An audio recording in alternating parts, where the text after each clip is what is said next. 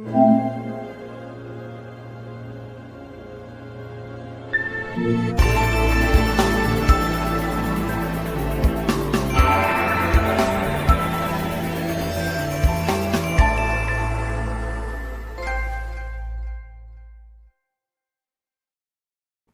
wait, no longer. Greatness has arrived. Welcome to episode 439 of The Trophy Room, a PlayStation podcast made by the players for the players. I'm your host, Joseph, aka Mr. Badbit, and it is here where we chat about the latest and greatest in all things PlayStation each and every week. This week, we chat about PlayStation seemingly going third party. Bungie might be losing its independence. Master Chief is for democracy. PlayStation Plus game catalog in August is pretty solid. A hefty catch up on what we've been playing and so much more as we do it live each and every Wednesday night on youtube.com/PS Trophy Room and twitch.tv/PS Trophy Room and on podcast services the very next day afterwards. Alongside me, the greatest co-host whoever is, whoever will be, the trimmed one, Mr. Kyle Stevenson. How are you, sir? How dare you to destroy this family while we are on a week break? Me? Coming in with your ice bullshit. What's going on here, Joe? I was about to ask you guys this, because what you guys have just described, this is a You were going down on the wrong side of history, Joe. Oh, me and Dean would like to say otherwise. When you go in, audience, back me up here. When you go into a fine restaurant establishment, let's say a Chipotle. Perfect. And you go, I want my burrito, I want a fountain drink, right? Mm-hmm. We're not taking the fancy Coke in the glass. Mm-mm. Too much. You take the fountain drink, and before you pour the pib, as you should when you're at a Chipotle, Mm-hmm. you get some ice. No. And then you pour the pib in. What? No. Joe, listen. Yeah. There's multiple layers to this, so buckle up. Okay. Okay. Okay, go for it. Layer Bucko. one. Layer one. When you get soda out of the machine, it comes crispy cold. It does not need ice. Crispy cold. Okay? It's already perfectly chilled. That's one. Two, if you put ice in your drink and then you put the drink in and then you let it sit because you're eating that burrito and it takes you a while to eat it, the ice is now melting in your cup because it's freaking 95 degrees. Okay? It's hot. Okay. That ice is melting. Now, your Mr. Pibb, which is perfectly portioned, balance of sugar to water ratio, is now too heavy on the water. That shit is nasty. Three. Yeah. I watched a documentary once on 60 Minutes on those freaking ice machines. They never get cleaned. They are disgusting. They are a cesspool. You do not want the ice out of them. Okay. I am the soda connoisseur of the show. Trust that I know what I am talking about, Joseph, and do not put ice in your drink. Now, if you get it from, like, if you're at a friend's house and they have a can of soda, but it's been sitting in the garage and it's warm, obviously put ice in it because only heathens drink warm soda. Yeah. However, if it's been in the fridge, it doesn't need ice. If it's been in the little machine, it doesn't need ice. Okay. So there's a lot. Ice does not belong in our streets, and ice does not belong in our drinks. Okay? Vote for life. One of those. Listen. Unless it is iced tea that has the ice in the name, so therefore you need it. You do not need ice. If you drink and you prefer your soda warm, I'm going to just say this. You need to be institutionalized. That's crazy. You're drinking, that's just drinking battery acid. It hurts going down. I don't like this. The thing I want to say, first off, pro ice in the drink. Okay? When you're at a Chipotle, and here's the most important thing. When you're pouring the fountain drink in, right? There's just an emptiness when there's no ice in there. That gets filled with more soda.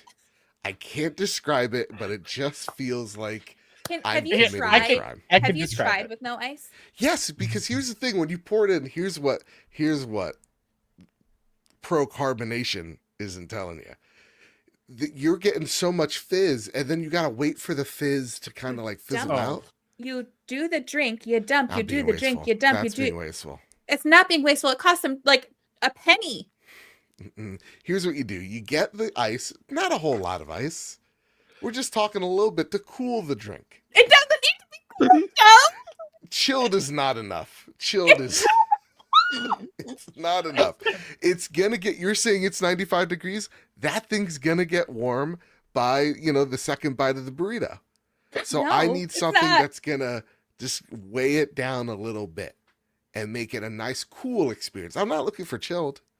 Do I look like a chill guy? No, I'm a cold son of a bee. All right. Let me drinks explain to you cold. why you like ice so much, Joe. Okay. It's not because you want it cold. I think you just love the sound of ice on the side of the glass. Oh, that's a good sound. It's like cigarette smokers. One of the hardest thing for them to break is that they're not holding it in their fingers. Yeah. Yeah. Yeah. I mean, that's why, look at this. Huh? It's hard to break. But here's the thing. Here's the thing. It feels better. It tastes better. And what you do is like when you know have what the you're tasting, ice. Joe? What? Dead rat germs. That's what you're tasting. Not well, maybe in Chipotle's in New York. Here in Jersey, where we're all sane people with Sure. our Taylor ham. All you have to do is you just shoot the like, you just tap the little thing, tap the little trigger, whatever, Sorry. a couple of Just smacked times, the and then you microphone. get more fountain. The thing is, you get more syrup with the first shot. So you just do that a couple of times, and it's fine.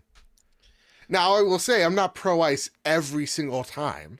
I'm not a crazy person. If I have a can of Coke and it's in, or for this example, I'm living a healthy lifestyle, bubbly, I have that in the refrigerator and it's cool, I'm not putting ice in it. There's no need. But if it's for a fountain drink, when I'm in a Subway or when I'm in a Chipotle, or if somehow I just hit the lowest of the low and I'm in a Burger King or a Taco Bell, Whoa. I'm getting ice. Joe, if I told you Mhm. that the water in the ice cubes that is melting in your soda Yeah. has the same levels of bacteria as if you drank the water out of a toilet, Okay. would you still be pro big ice? Listen, what you're telling me, like, The you can say taste there's you are E. tasting coli in your drink in the ice, and I'm gonna is say, bacteria. here's the thing about ice. Traps all the bacteria inside the ice. I'm gonna be fine. It's not gonna melt by the time. It's not fossilized amber. What are we talking about? The bacteria is like mosquito. Exactly. Have you ever seen Jurassic Park? Remember, he's the My- DNA. He's in there. My favorite part about this whole thing is I Yeah. have not weighed in on either Nope. side, and I would like to keep it that way. No, Well, pick A little bit of a Kyle. mystery. Yeah. No. You got to pick a lane. You pro ice in your Who's to drink. say? Who's to say? Oh no, he's pro ice. So wait, are you pro? I'm Like, pro getting a slushy? bottle or can from the fridge. Oh, you're fancy. Oh, he's a bougie bitch. Right? Yeah. Okay. You know. All right. Or I'm that guy that I will stop at a 7-Eleven and get like a Mountain Dew Code Red with Fair my point. fast food. Fair point. Okay, that's fair enough. You're in Yeah. the code red. Yeah, if I'm getting it from like, the 7-Eleven, it's in the refrigerator, I'm feeling the metal first to make sure it's cold. Oh, absolutely. And then then that's good. I don't need You it. gotta go But, like 3 back. Can't take the one on the front. Ow. Nope. Yeah. No, that's I'm not so hard to heated. do, I'm right? punching my desk. It's all right. It's all right. Big Ice. Oh, Big Ice has won this propaganda battle. it really has, man. I mean, like, listen, you put some ice in the cooler, put the soda cans in the cooler. It's nice. Don't be afraid of ice. No, and In that the is can. I'm not That's afraid of totally ice fine. in my freezer. Yeah. I will drink ice cold water because the ice melts and it just gives you more drink. Right. Because here's the thing. If the ice container is dirty, then chances are those Filthy. hoses are dirty as well. But Who the, knows? You got some kid like putting his finger in it, He just touched his button. He's putting it If in you it. walk into a fast food place and you there are said kids, Jersey is clean and you've got kids wiping their booty hole and then Exactly. shoving their fingers in the Exactly. soda machine. Listen, I've been to restaurants with New Yorkers. That's what I'm saying. And they're touching whoa, Touch it. sir. We are way classier than Jersey and we know how to pump our own gas. Okay. it. You live in the murder capital of the world. You. Talking class in the murder capital of the U.S. Uh, My goodness. As long as we can all agree that Central New Jersey doesn't exist, we're all fine. Oh, goodness gracious. Okay. That's it. Listen, we got some real hot topics to talk about, not just Starting putting off with ice a in hot topic cups. right there. No, jeez, we spent 10 minutes on it. I love it. A little bit of housekeeping, of course. We got merch. We're gooning to the moon. Link down below. Get yourself some cool shirts, some doodads, some stickers, perhaps. And of course, our Patreon pitch. I'd like to thank our newest members, Andrew Galloway at the bronze tier, Solo at the bronze tier, and Cody Holbert at the bronze tier. I want to thank our premium producers, Todd Burwitz, Caleb Cook, and Toxic, and K-Rock's kiddo Cullen, which again, he's up for Toddler of the Year. Link below. We're going to get him to win. You could vote every day. It's free, and you could do extra times, and you could pay $5, gives you 50 votes. Go help Cullen out.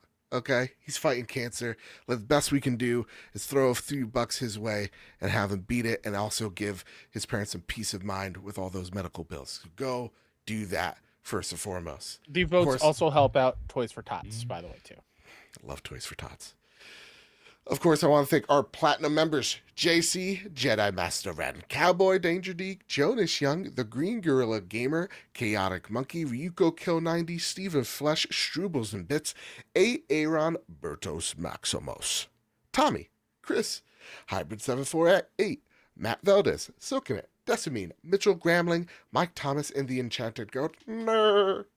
Our gold members, Cypher Primuth, Doss Simon, the Pie Man, Jesse Garcia, JB the Purple Monkey, Hyde Indoors, Katie, Kevin Mitchell, Kevin Diaz, Marcus O'Neill, The Red Arrow, Ageless Hermit, Androsaur, Astronaut Jr., The Winter Gamer, Stingray X, Robbie Bobby Miller himself, Brenton Zachary, Final Fan XZ, Hambone, JD Dillinger, Stone Cold E.T., Tino Six Speed, N. Johnson, Sean McKenzie, Rick Davis, Steph Mildiner, Samuel Nestling, Maximum Carnage, Michael Hassett, Rick Arrington, Sean McKenzie, Duh Overlord, Dewane Raksha, Drellish, Drug Problem Wolf, Manix Vizia, Jazzy Bren, Tristan Wonderland, Battered Haddock, R. Lee Upper 90, and the Lord Commander Suddy. Thank you all so much for your patronage. It's the reason why we look so good, sound so great. It's because of your donations over at patreon.com/PS Trophy Room. Thank you all so much.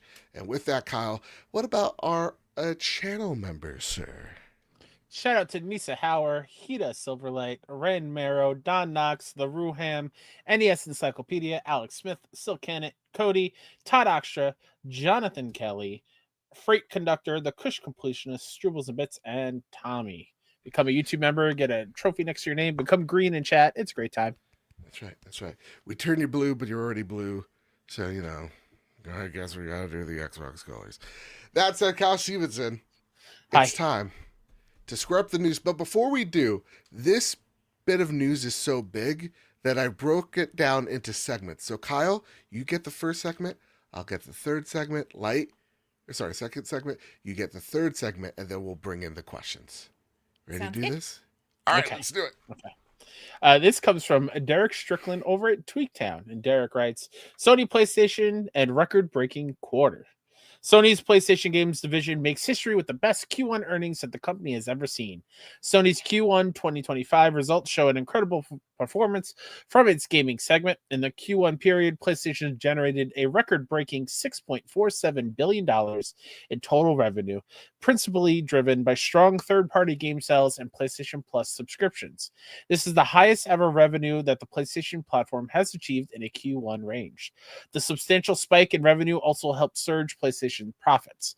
Company management cleared the runway for boosted profit by paying down the $3.7 billion Bungie acquisition, reducing expenses facilitated partly through layoffs, and strategically pinpointing investment points, which has also led to game cancellations. In Q1 2025, PlayStation saw $1 billion in operating income, representing a strong 16% profit margin for the segment.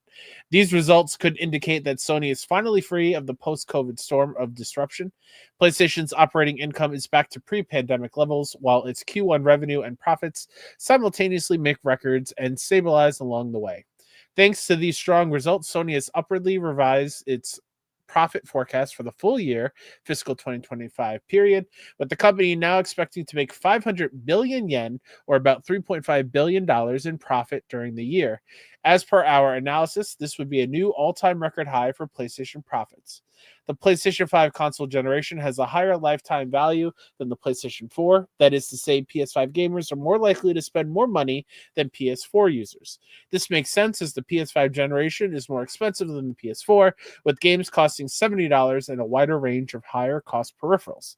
Sony is currently focusing on improved profitability, so gamers should expect to see more first-party games released onto PC and potentially other platforms like Xbox, as well as more of the same kind of thing that PlayStation is already delivering, including more value being injected into PlayStation Plus. We'll talk about those PlayStation Plus games. Pretty dope. All right, so the numbers are total PS5 units sold in this quarter, 2.5 million. That makes the lifetime sales of the PlayStation 5 at 80.3 million. To note, only 2 million behind the PlayStation 4, and they plan within the next year to see an uptick in sales, probably due to like GTA 6. And also, PlayStation talks about a little bit dodging tariffs by making the consoles outside of China, but they don't particularly specify where. And who knows if that changes, because like even if it's in Japan, they also have like a 35% tariff. But again, they're saying they're dodging them, not being very specific on where, but they're dodging them. That said, they're upstairs in my bedroom. That's where they're making them now. Well, you got a whole factory up yeah, there. It's yeah, nuts. yep. Just one room. So that's why the Jiminy's always up there. He's yeah. Okay. Full game software sales up to 65.9 million. First party software up 6.9 million. Digital download ratio 83%, and a total of 123 million monthly active players. Also, when they talk about software sales or digital ratio, 40% of their income of PlayStation being passive is through live service games. So your Fortnites, your Warzones, who knows, maybe one day even Marathon hopes to be one of those games.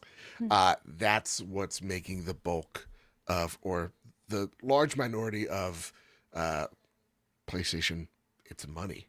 That said, Light, let's bring you in here to read this live service segment from VGC. In a Q&A session following the company's latest financial results, one caller asked its panel of executives for an update on the current status of PlayStation's live service plan and where it sees the issues when it comes to improving its live service games. Sony CFO Lin Tao replied that despite the negativity surrounding Sony's live service offerings, thanks to the issues with Concord and Marathon, she still believes live service games are worthwhile because they've added a revenue stream that didn't exist for the company 5 years ago.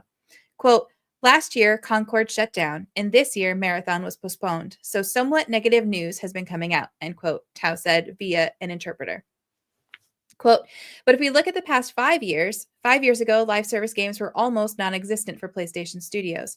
We now have Helldivers 2, MLB The Show, and Gran Turismo 7, and Bungie's Destiny 2. So we have these 4 live services contributing to sales and profits in a stable manner, end quote. Tao had earlier noted during Sony's results presentation that live service games accounted for around 40% of first-party software revenue for the past quarter, and cited this again in her reply. Quote, for Q1, the live service ratio was about 40%. For the full year, it's a little less, probably between 20 to 30%, she said. So in terms of transformation, it's not entirely going smoothly, but from a longer-term perspective, if you look at the changes over 5 years, you see that there's definitely been a change.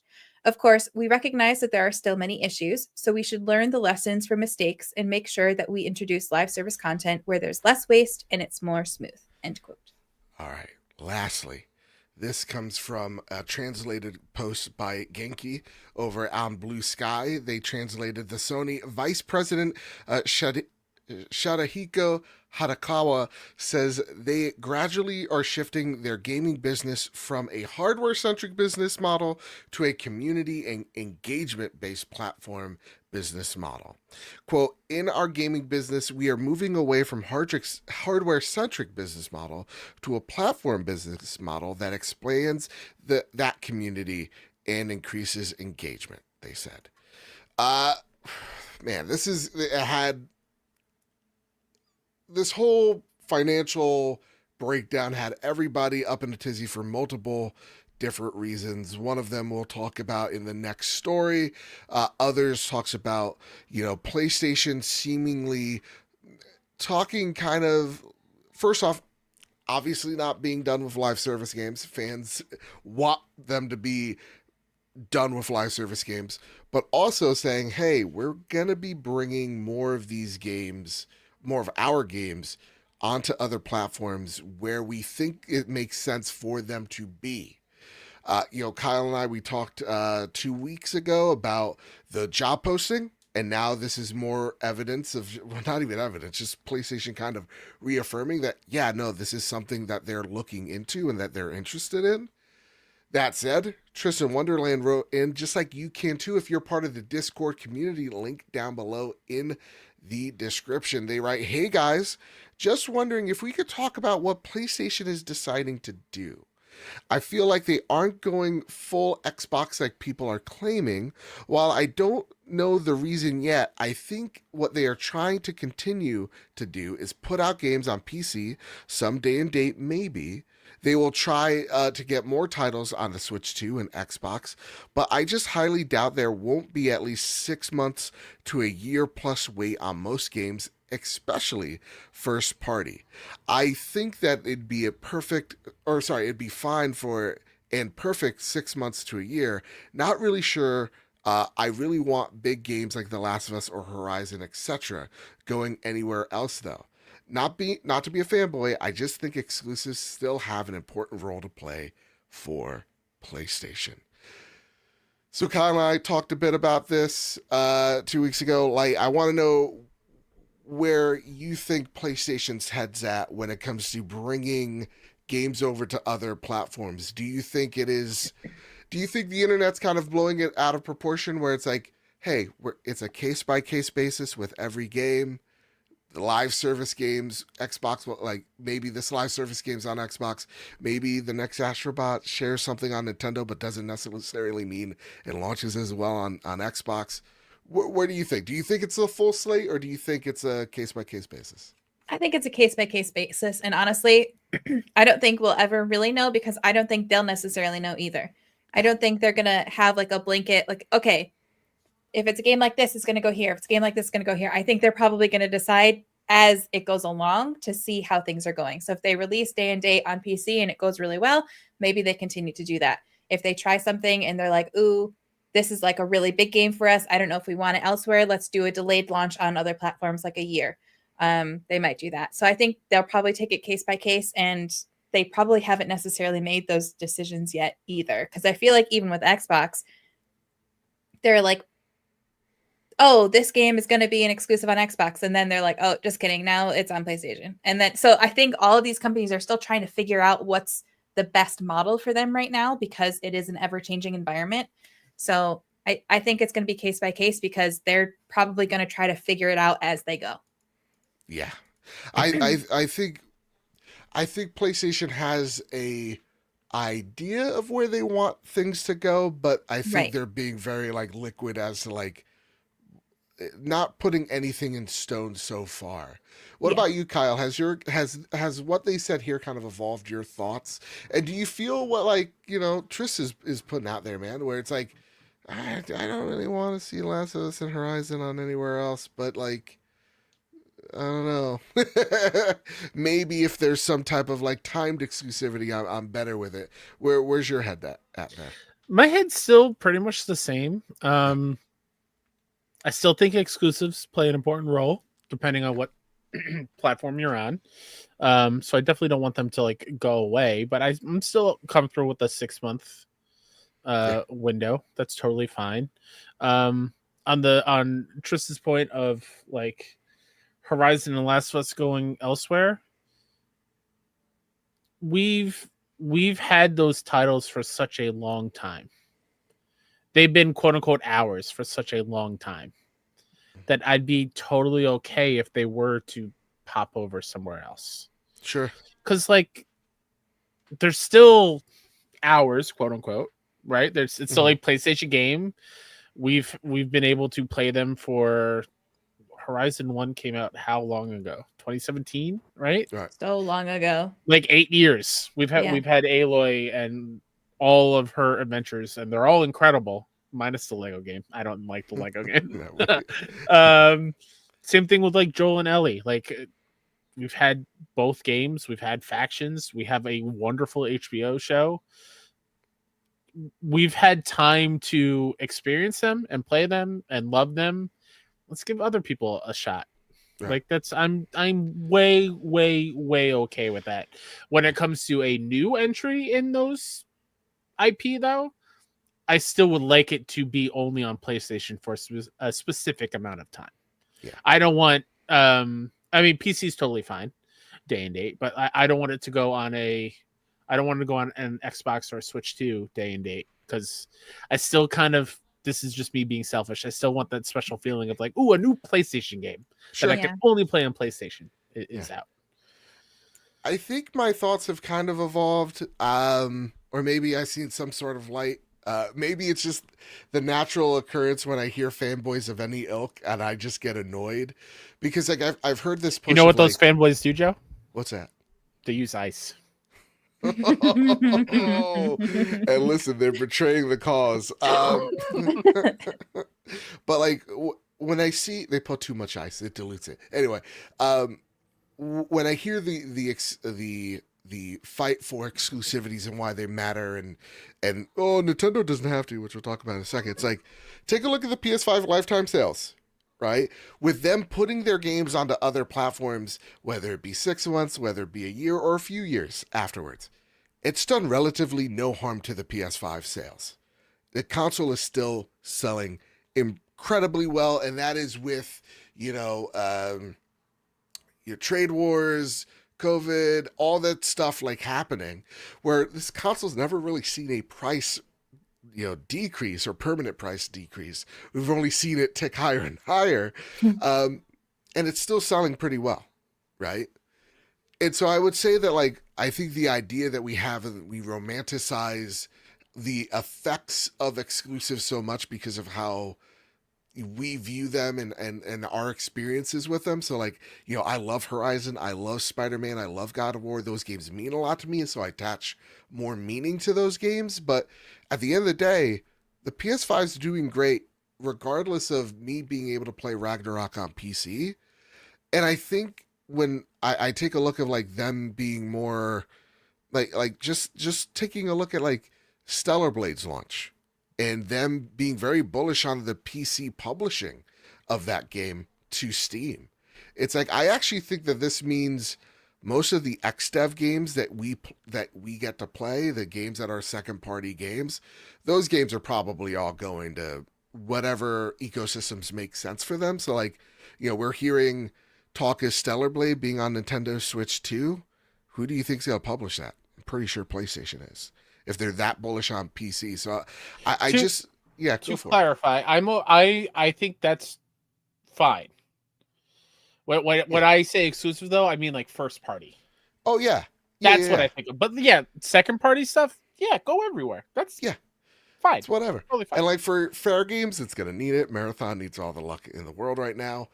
Like, I understand the multiplayer, live service games definitely need to, but like, I don't think any of this spells the next God of War is on Xbox. Like, I think you might get Spider-Man on Xbox. I think that's the biggest possibility of a first party game on there. But like, for weeks we've heard, even from the Xbox camp and Xbox coverage, of like, there is a problem with spending on Xbox. People don't buy as much, even when you take a look at like something like Final Fantasy 16 hitting number 4 on the Xbox chart, but it didn't even chart on the overall all platforms chart. It's like, it goes to show, it's like, I think when PlayStation's talking about multi-platform, I think they're being very deliberate, and I think this mostly means it's mostly Nintendo and PC what they're looking at, and whatever is going on with mobile that they want to do some experiments in.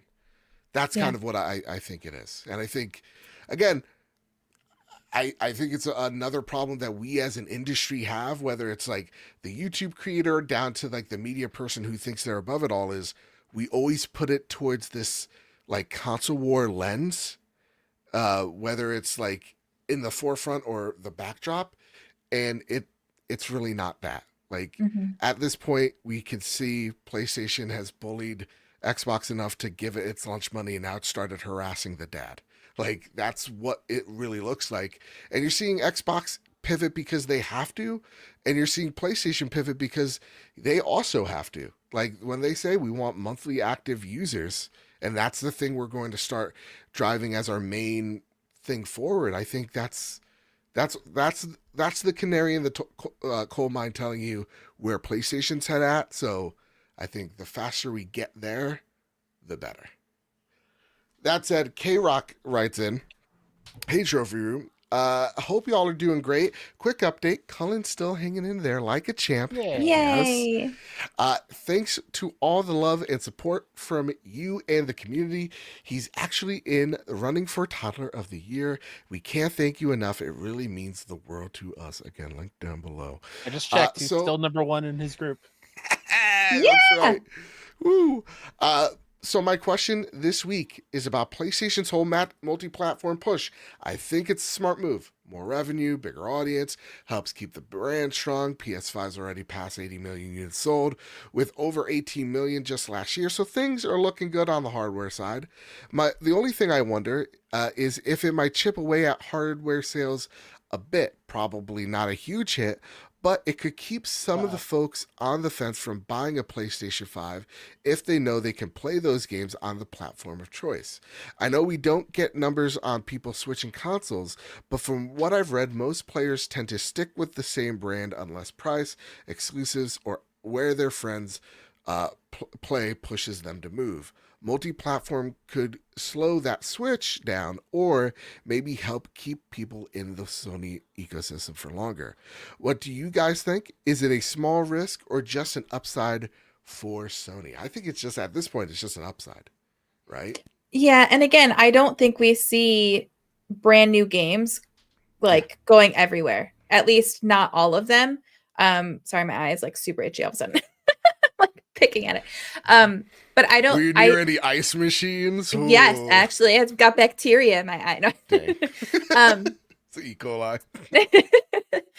What was I saying? Oh, I don't think we necessarily see like the next, like you said, God of War coming out right away. But I could see maybe the original God of Wars being released somewhere else, or The Last of Us Part 1 being released somewhere else. Because at this point, if you have a PlayStation and you were going to play it, you've played it. So, Yes. and I don't think that takes away from console sales. I think what you would see taking away from console sales is if day and date everything is getting released everywhere. And I don't think that's what they're going to do. Could be wrong, but I don't think that's what they're going to do. And again, I've said this before, I'm sticking with it. Even if they release everything day and date on PC, I still don't think that those markets necessarily merge a ton. I don't necessarily think a PC player is somebody who was going to buy a PlayStation anyways. So I don't think it really takes that many sales away. There might, I guess, be someone who was considering buying a PlayStation and they're like, oh, now everything is a timed exclusive. I don't mind waiting a year, so I'm not going to buy a PlayStation. But I don't really see that happening if they do like a delayed launch on other platforms. Yeah, I'm right there with you too. It's like, I think like there's no real Venn diagram of like PC player that would have switched or PlayStation player that would switch. Like I think a lot of, if those games go day and date, like I think there's a lot of like hyperbole and like what if scenarios that we toss out on social media and act like that's what the market is. But like PlayStation's even said it, like they don't view PC as a competitor, they view it as a companion. Mm-hmm. And like light to what you're saying, like, you know, I said this on last show, but like Shuei Yoshida, one of the old execs, old guard, talked about how Nintendo is needed for this industry because they create gamers. So why not introduce those new gamers to some of your games so that when they grow up and they're 13 years old like me and they go, Nintendo's for kids, I want the grown-up thing. I have that option for me. At least it exists, and now I'm actually more aware of it now than I ever was. That's why, like, for Nintendo, they're doing a similar thing with iPad and like iPhones right now, where it's like, hey, here's an app where you get to doodle on Mario's face. It's like, why did they make that app? It's just so that kids under the age of 3 could see that, and where their brain's starting to develop logos, and the importance of a logo, and religion. It's also the part where it's like Mario's face. I know that face, so that when they see him when they're old enough, they won't understand why, but they'll gravitate towards Mario and they'll gravitate towards the Switch. Mm-hmm. It's really insidious marketing, but like it works, right? So it's kind of like, why not just throw over an Uncharted collection or an Astrobot game over to that side and just go, here, yeah, you can buy it if you want. Okay, bye. And just kind of walk away. I don't see the problem. I'm also going to say something that makes me so angry, because it's just what kids are watching these days. Yeah. So many kids are watching Twitch streamers and YouTube creators. Right. Mm-hmm. And what do they mostly play on? PC. Mm-hmm. So like the want for consoles isn't that high, I feel, with kids outside of a Nintendo, because I think that's evergreen. Everyone kind of wants a Nintendo, but like they watch people like Queso, and what's he doing? He's playing PC games. Mm-hmm. He's watching all these. What? Queso? That's cheese. Yes, it is. Yes, it is. You are correct. But yeah, like I feel everyone's watching streams, and when they are playing a game, it is a PC game, or every once in a while they'll play a PlayStation game or an Xbox game, but everything's on PC. So they want to be just like these people that they watch hours upon hours every single day. So PC is growing in that aspect. So I do hope PlayStation can obviously adapt to that, but also not lose the console a little bit. Yeah. Yeah. I just think, Alex, I'm not calling you a kid. I am not. A kid at heart, maybe. Yeah. Yeah. But yeah, I think there's a lot of truth to that, and it hurts, but it's also like, what games are people playing? Like they said, like, look at like 5 years ago, like Fortnite and like Warzone, these games didn't exist at such a level, and now they are the bulk of what everybody plays. Like, look, I love Hellblade 2, been loving it, but I'm playing that after I'm done playing Marvel Rivals or Fortnite with the boys, because they dropped the Power Ranger skins in there, and I could be the Red Ranger, or sometimes if I want to feel cute, the Pink Ranger. Yeah, duh, absolutely, I will. Love Kimberly. Oh my goodness, let me tell you, we all love Kimberly. Yeah. Respectfully, First childhood crush. We talked about this. Yeah. Respect. That said, it's it is what, like, the market is changing, and what we can like kick our feet up, and go, or we could kind of like accept it, of like, we're not the whole demographic, and push on that way. I don't know. Yeah. Before we move on, I don't want to bury this, because this has soured me on this whole thing. Please. I've been waiting to bring it up. Mm-hmm. I personally, this is me with wearing my heart on my sleeve again.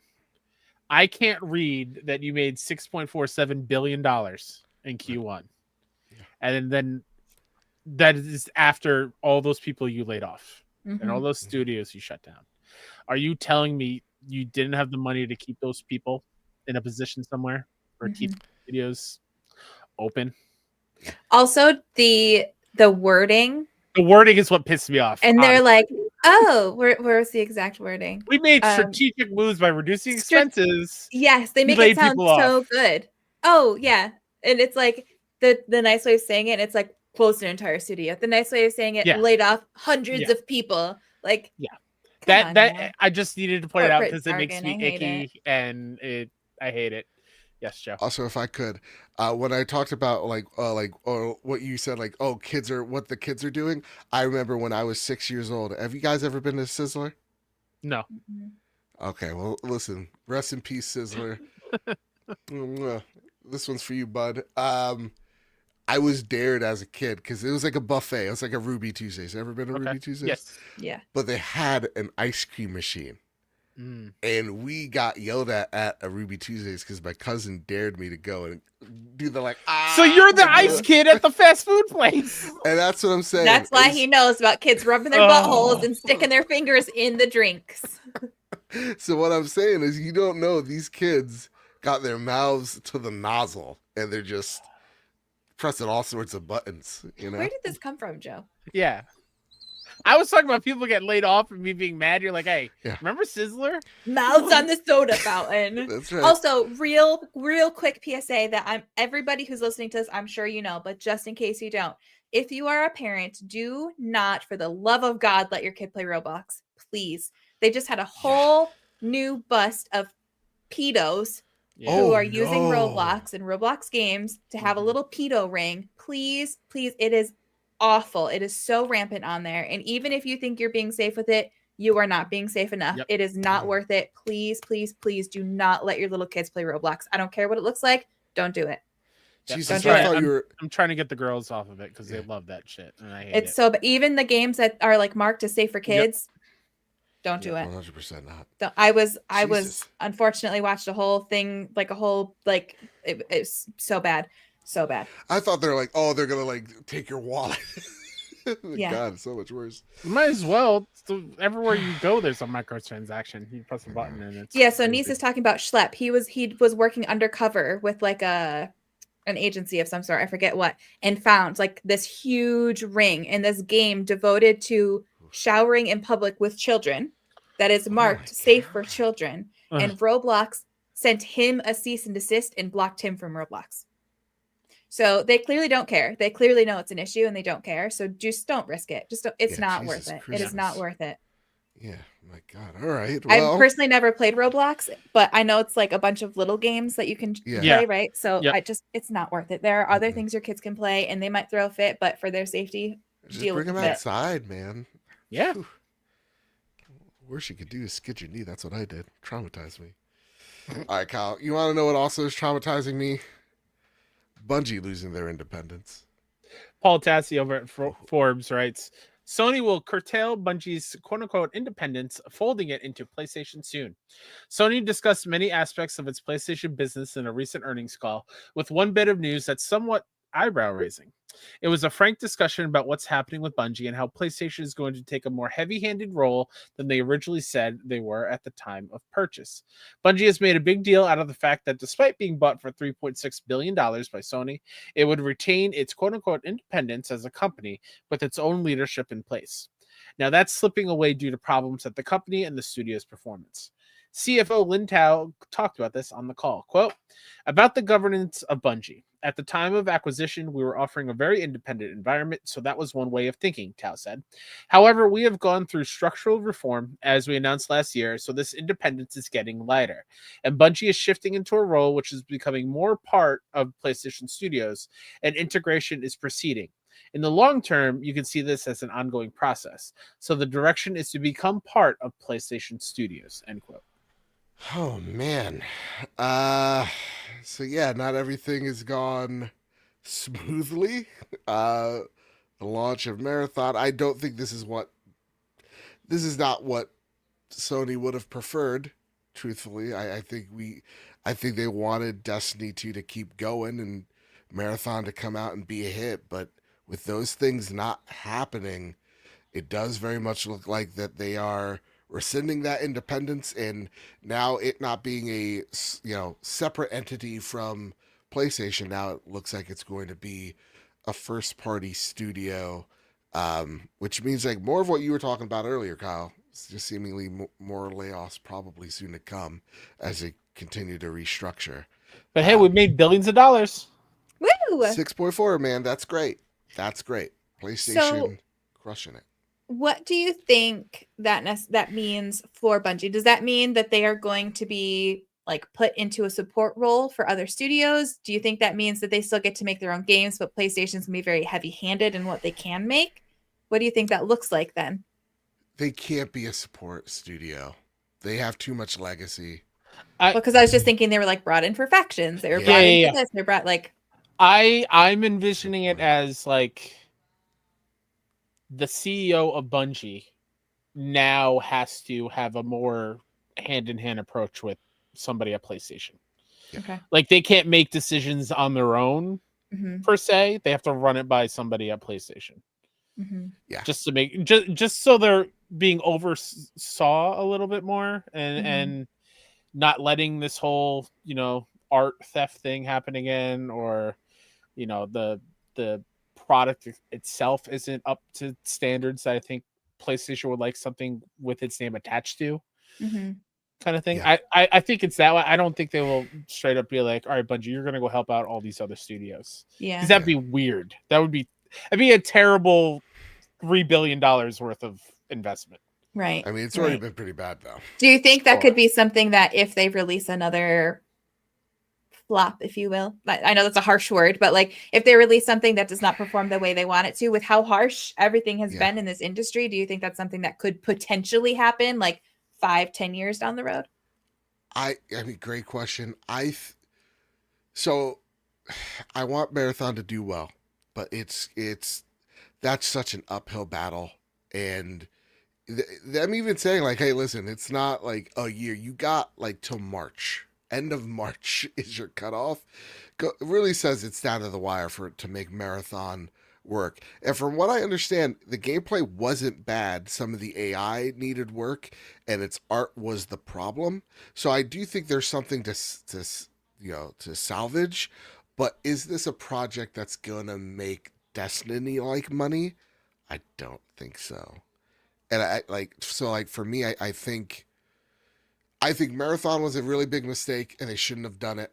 I, in my heart of heart, believe they should have just stuck with making Destiny 3, and they needed to get over the fact of, we don't want to make a Destiny 3. You shut up and make a Destiny 3. Because the only way I'm going to play it, or returning players are going to return to it. And I was seeing one video, his name's like as something, Spanish word for cheese, and he's a big Destiny player, and like what he said was on the nose. He's like, why make an expansion called The Final Shape if it's not the final expansion? Because it seems pretty final in that saga. It's like, yeah, there was some dumb ideas, I think, over there, and I think they just need a top to bottom, like, in my heart, nudge in the right direction. Yeah, at this point, like Destiny 3, that's what you do. Yeah. That's what Bungie needs to do to get somebody like me on board. Is like, Marathon's not my type of game. If you want me to play your games, make a Destiny 3, because I love my time with Destiny 2. I did. Yeah. But there's so much stuff that I missed that I don't think I could ever go back and feel like I am ready for whatever is next. I know people say like they do a great job of catching you up with levels and whatever, but like it's just a personal thing. I want to experience it all, and it seems like an insurmountable mountain to climb. Yeah. I even feel that way with WoW. For sure. I was an avid WoW player ever since vanilla, and then I fell off for a while, and I haven't played in a long time. And every time they release an expansion, I get back into it for a little while. But even though you can level boost your character and it gives you good enough armor for the level boost and all that stuff, I still feel so overwhelmed because things have changed so much that it's like, I don't know what that dungeon is anymore. I don't know what that raid is. I don't know what this or that or whatever. And it's like, it's overwhelming. So like I'll play for like a couple of weeks and then I fall off again because it's hard to get fully back into it because I feel like I've missed so much of the, for lack of a better word, the culture of it.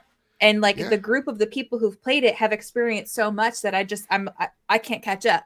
So it's like, I don't feel like I'm a part of that culture anymore, and it's hard to get back in. Yeah. So it's probably 100%. Like, even for new players, I would never pick up Destiny 2 at this point. It's just, it doesn't make sense. To Jeannie's point, like, they've removed content. So there's things that people experience that I will never be able to play, and that bums me out. Yeah. It really does.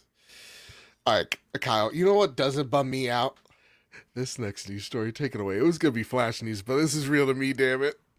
Chris Scullion over at VGC writes, new Helldivers 2 Xbox trailer seemingly teases a Halo crossover. Ooh. A new trailer for the upcoming Xbox Series X and S version of Helldivers 2 has seemingly teased a Halo crossover. The trailer is designed to promote the fact that the PlayStation Studios title is coming to Xbox consoles on August 26th. However, the trailer also ends with a shot of a Helldivers 2 city in the pouring rain. A single Hellpod lands in the background while saxophone music plays. While at this While this appears to be an arbitrary scene, the saxophone music has been taken from the Halo ODST soundtrack. The implication then is that a Halo crossover is planned for Helldivers 2 to celebrate the game's release on Xbox consoles. That is so smart. Guys, gang, look up Halo ODST live action trailer. That's Helldivers. Like, that whole thing is Helldivers. ODST is like Helldivers is so, like, yes, I get it, like, you know, Starship Troopers, but it's also so Halo coded. It's fucking ridiculous. And so to see them totally not just embrace it, but like work with, you know, the Halo studio, like, to get this done. Oh my god, I'm so excited. I have, this is how you get me back. I was gonna play Gears of War. I still will play Gears of War, but like, I will be dropping with the boys, being ODSTs and just killing ourselves. It's gonna be great, guys. We're so back. Like, are we so back, or are we absolutely back? If you'll play Helldivers with me, I will absolutely play. But I didn't play before. Also, now that I reorganized my setup, you can see my giant Master Chief Funko Pop right there. Hell yes. Oh my guys, we're gonna finish the fight. Kyle, are you gonna finish the fight for managed democracy? Sorry, I will not.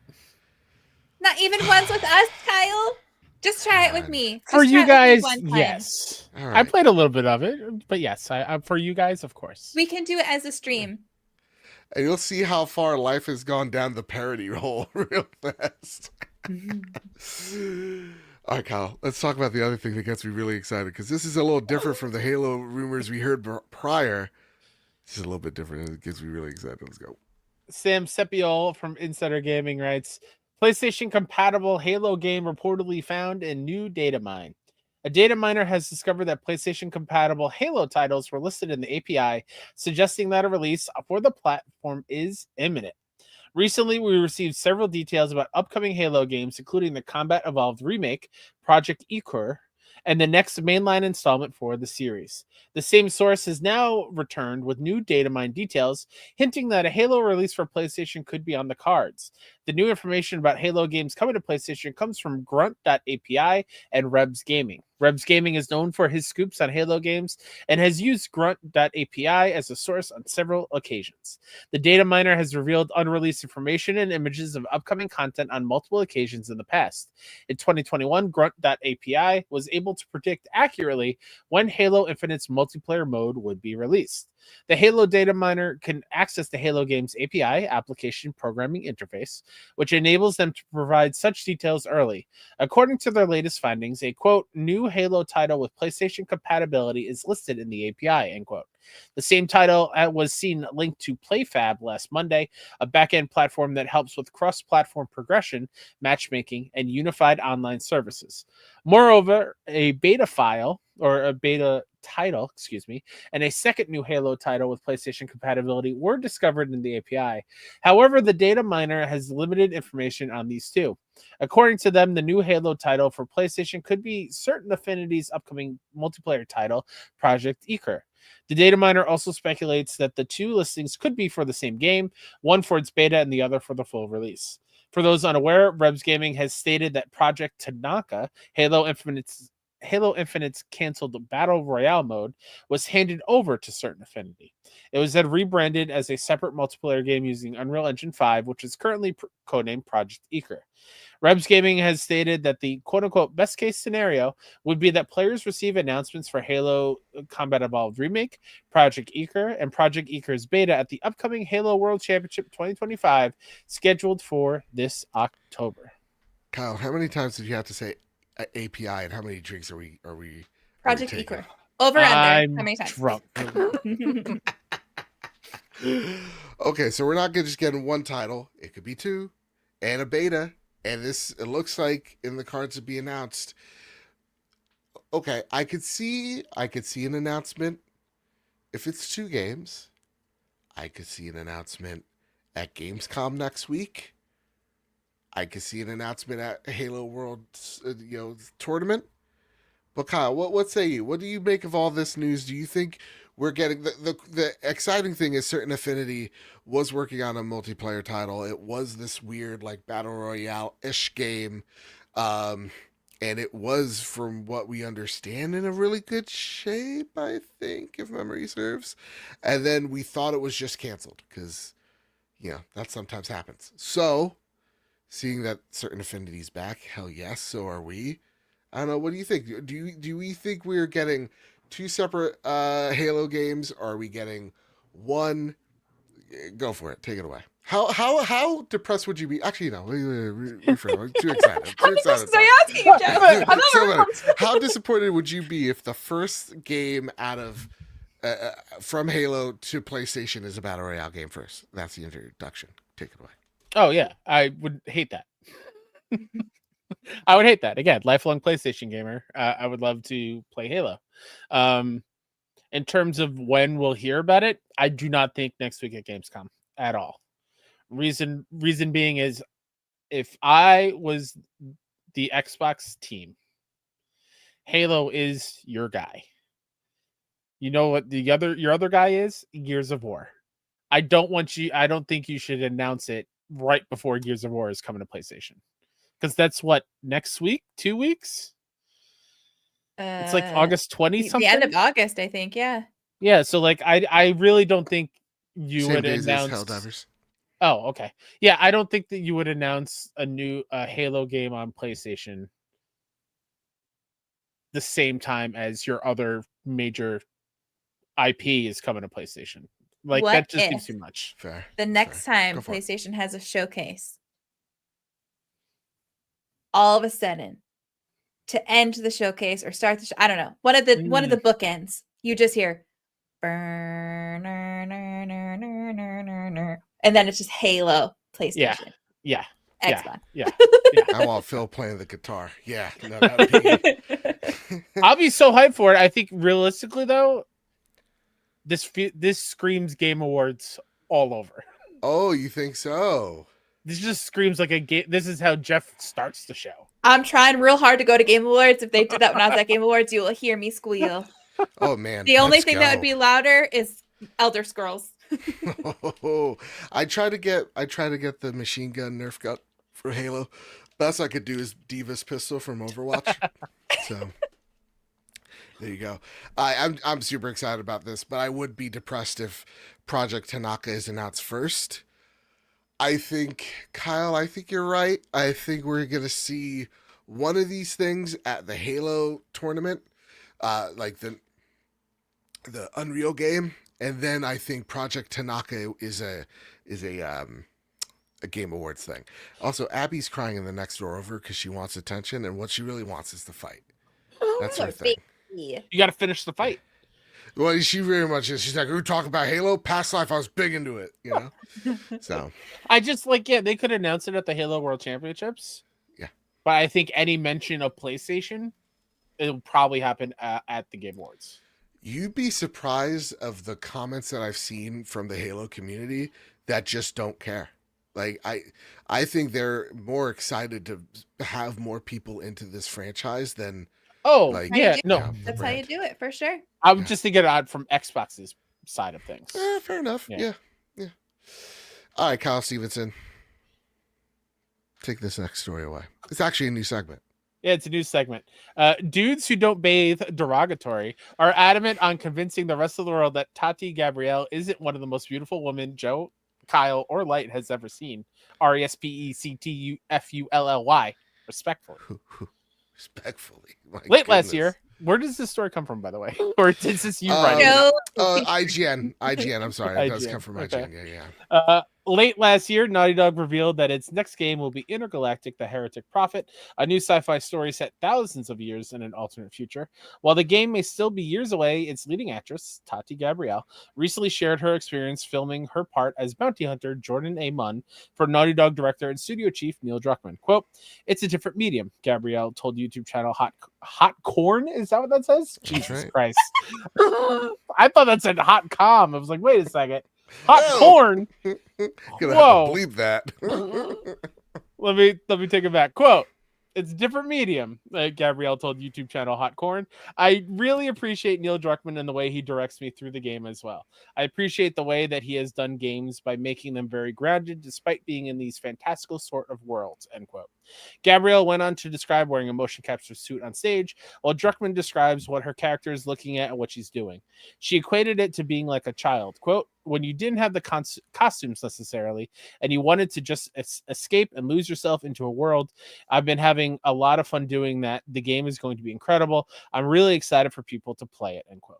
In a separate interview with Super Guida, Gabrielle addressed the backlash and online hate against her character. She said that it motivated her to work even harder on her performance before sharing a prediction about the game's reception. Quote, the same people that were hating are going to play that game, added Gabrielle. And guess what? They're going to love it. So they can be mad, end quote. Love her. Gabrielle previously had a leading role in the Uncharted movie, and she recently appeared as Nora in The Last of Us Season 2, as well as the fact that Joe would throw me... What? Yep, go on. As well as the fact that Joe would throw... Kyle Stevenson, sorry. Okay. That was me. No, I'm going to read it as you wrote. No. Hold on.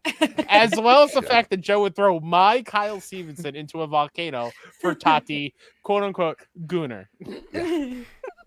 Listen, anyone who doesn't think she's beautiful clearly has not seen Sabrina the Teenage Witch, because how do you watch that show and not find that woman hella attractive? Okay. That is okay. Literally, Amy's just like, Joe, I think I've seen the most beautiful woman I've ever seen. And she shares me her from Sabrina. My Lord. And we agreed.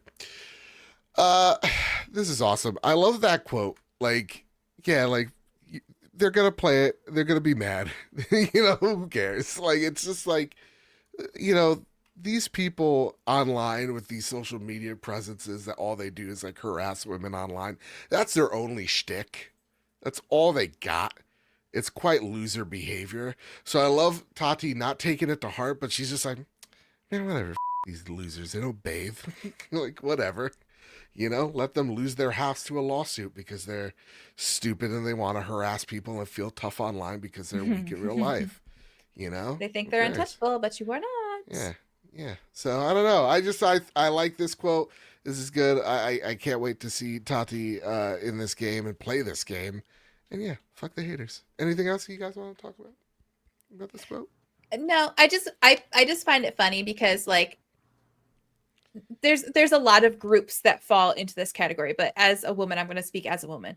As a woman on the internet or on TV or wherever you are, if your face is in public, you are damned if you do, damned if you don't. Because if you are the super beautiful, cleavage out, tight pants with your booty like these people want, you are labeled a slut or whatever, or you only get attention because you're showing the goods, or they hate you that way. But then if you are just a woman existing, she gets a lot of hate because in that game she has a buzz haircut, and she's a woman of color.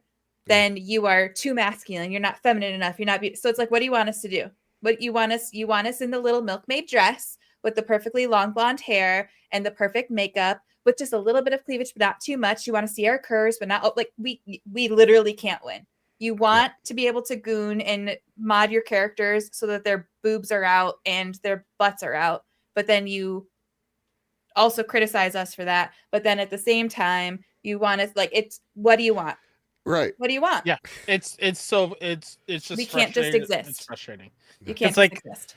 On TikTok scrolling through, I'm on the beautiful women dancing side of TikTok. It's a great place to be. And one popped up, I forgot who it was, but I was like, let me see what the comments are. Let's see just how vile they are. And there's so many that are just like, oh, she's pushing 30, by the way. Who the fuck cares? Right. It just makes me sad. It just makes me so sad. It's wild, and it really remember, dead internet theory is real. A lot of these people are amplified by bots and farms out there in absolutely in whatever. So It's sad that like someone that is obviously talented like Tati gets a hate for just literally having a character with a shaved head, and that it's like anything that's like it's woke or DEI just simply because you don't like it. You know, it's like it's just wild. So, But then it's yeah. also like Halle Berry in the 90s. She didn't have a shaved head, but she had a pixie cut, and she was considered to be one of those beautiful sexual women you could like lay your eyes on. Like it's like Trust me, I was 8 years old. I was awakened. I saw a swordfish. Exactly. Yep. She was Catwoman too, right? Like I remember her as Yeah. Catwoman being like, Yeah. "Woo!" Yeah. Like Oh my god. you just can't like the people who want to It's hate awful. are gonna hate. They're gonna find some reason to hate. They're just gonna. Just gotta. They're just louder now because it's easier to be loud, but it's always Exactly. been around, and that's just makes me sad. Yeah. And to those people, clean your fucking room, okay? Wash your privates because you smell. Please, come on. Yeah. Wash the gooch. All right. That's Smell why it. when you said like they think they are untouchable, but in reality they are untouchable. Because why would you? Exactly. You know? Exactly. Yeah. 100%. They're untouchable because they have a force field of scent Ugh. Yeah. that you cannot When penetrate. they turn to go down your street, you could smell them the moment they do that. 100%. Miles Yeah. away. They look like they have an odor. All right. Flash news. Gotta run, gotta go fast. Oh my goodness gracious. We got so many games to talk about. PlayStation Plus monthly games for extra and premium. Here's for the essential tiers: Eliza P, PS5, PS4, DayZ, PS4, My Heroes 1's Justice 2 on PS4. Ooh, Huh? That was a lot of numbers. Apparently, it's a 3D arena fighter based on My Hero Academia. Plus subscribers received free avatars themed around iconic PlayStation titles to celebrate the service. I'm rocking the Cyberpunk logo right now, or the Cyberpunk one. The extra games. This is a pretty good month, guys. Marvel Spider-Man Remastered, Mortal Kombat 1, Sword of the Sea. That's a day one title for next week on the 19th. Unicorn Overlord, one of the best games of last year. Earth Defense Force 6, Indica. That was one of the games in our top 10, if I'm not mistaken. This is one of those highlights. Harold Halibut, Coral Island, Alteria Riza 3, Alchemist of the End and Secret Key. Hey, I'm proud of you. You nailed that. Good job. Did I? Yeah, Heck it sounded yes. like it. Premium members also get classic PlayStation horror titles Resident Evil 2 and Resident Evil 3 Nemesis.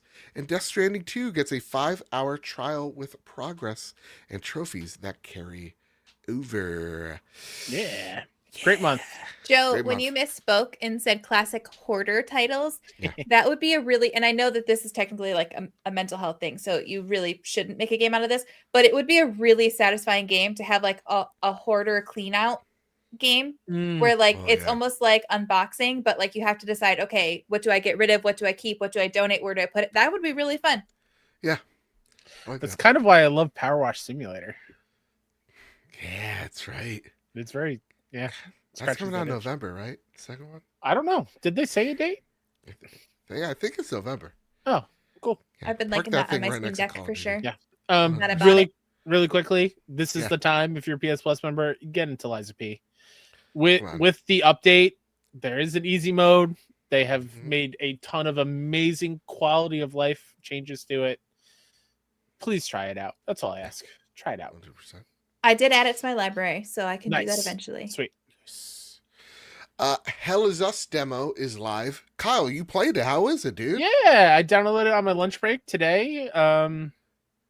I'm about a little over an hour in. Okay. The reason why I wanted to play it is I thought the trailers looked awesome. It looked Mhm. interesting. It looked cool.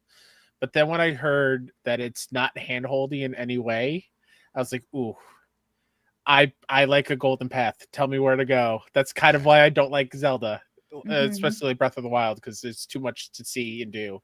Mhm. Too much Get fun to be lost. had. Yeah. So right off the bat, they kind of throw you in there, and there is a screen that pops up. It's like, hey, there is no mini map. We will never, ever, ever tell you where to go. Just explore and find things, and just go. And I was worried because I was thinking it was this giant open world, and you kind of get lost, and you get a little lost, but it's not for too long, at least in the opening area. because they do a really good job of orienting you. So like there's a forest and there's wind chimes that are where you need to go. So you just need to be on the you need to be on the lookout and hear for the wind chimes to know where to go. Okay. It's very beautiful. There's a character design that pops up immediately in the demo. It's like, oh, he's interesting looking. I'm kind of in. And then everything you learn about the lore in it, I'm slowly getting more hyped. The combat is fun. The health system is weird. I don't know if I like it. So they call everything stamina and endurance. So if you run out of stamina, your health will go down. And it will permanently go down unless you have a med kit, and then it will fill it all the way back up. There's moments in battle, if you're doing consecutive hits, where you'll get a white ring around your body. And if you're quick enough, and if you hit on PlayStation, if you hit R1, you will then regain the health that you lost. But if that ring goes away, it's gone. Okay. And it's very quick. I don't know if I love that. I'm real bad at stamina management. Yeah, so am I, Light. But everything about the world and the lore, and I'm having fun exploring, and it's not gigantic open world. It is very kind of close knit, and you will pick up things that are like, oh, I know where that is, and there's some backtracking of puzzling. It's like some very simple Resident Evil puzzles and whatnot. I'm surprised that I'm digging it so much, and I'm sure once it gets even bigger and more crazy, I might feel overwhelmed. But in the demo, from where I'm at right now, I have not finished the demo. I'm really enjoying it, and like that makes me sad to say because there's already so many games. I don't need another one to look forward to. I think this is September. That sounds You're muted, by the way, Joe. September 4th, yeah, so just too much. But yeah, I really highly encourage everyone to check it out and just kind of experience it, because I do think it's super quality. Okay. Yeah. All right, I'll check a look. How about this one? Crimson Desert delayed to Q1 2026. It's the one we played at PAX East. I can understand why I think they may have delayed it. But yeah, if you're looking forward to it, it's coming out early next year. I think that was a good call on their part. Yeah, fair. Darksiders 4 was announced. This Darksiders 4 is the game that happens in chronological order after Darksiders 1. This is something the whole fan base has been super excited for. And it's the same studio that made the first two. So, yeah. I really like 2. I didn't play 3. Yeah. I haven't played any of them. I played the top-down shooter one by... Surprising no one. One more Flash news to add to it. Okay. That it just, when you said Crimson Desert being delayed, reminds me that Lost Soul Side has gone gold. And it's out in, I think, 2 weeks or so. That's interesting, because I've heard nothing of that game. That's the Final Fantasy. That's the Final Fantasy 15 looking one that has been in development for over a decade. Okay. PS5 PC August. I don't remember. 29th? I think, yeah. My brain works real stupid. I can't remember what I had for breakfast. I just said August 29th. Look at you. Shit. All right. Well, good on them. I'm still I don't know about that game, but hope it does well. All right, gang, listen. We've been away from each other for 2 weeks. I want to know, what games have we been playing? Kyle, have you played a little bit of Hellblade 2 yet or not? I have not. All right, fair enough. I'll save that for me. Then what's this one game I hear? One sec. What's this called? Clarinet Obscure? You nailed it.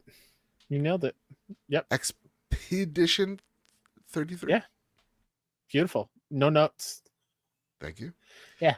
I hop back in because it's been a minute. And also, I will admit this right now, I was kind of jealous because Light was played it, and I was like, oh, I need to get back in there. Guys, I'm an influencer. Yeah. Hell yes. It's kind of weird how that cycle works, right? Like we talked about how great Claire was, and you and Dan played it, and then you went past me, and then I was like, "Ooh, this game looks really good," and I forget how good it was. Let me hop back in. Yeah. Oh my god, It is one of my favorite games of all time now. I am now well into Act 3. I have defeated every overworld boss. I have done all the cleanups that I need to do trophy-wise. I'm only missing 3 trophies. One of them is one boss that is, oh boy, it's giving me Millennia vibes from Elden Ring, and I don't like that. That makes me real nervous, Kyle. I'm not gonna lie. You should be light.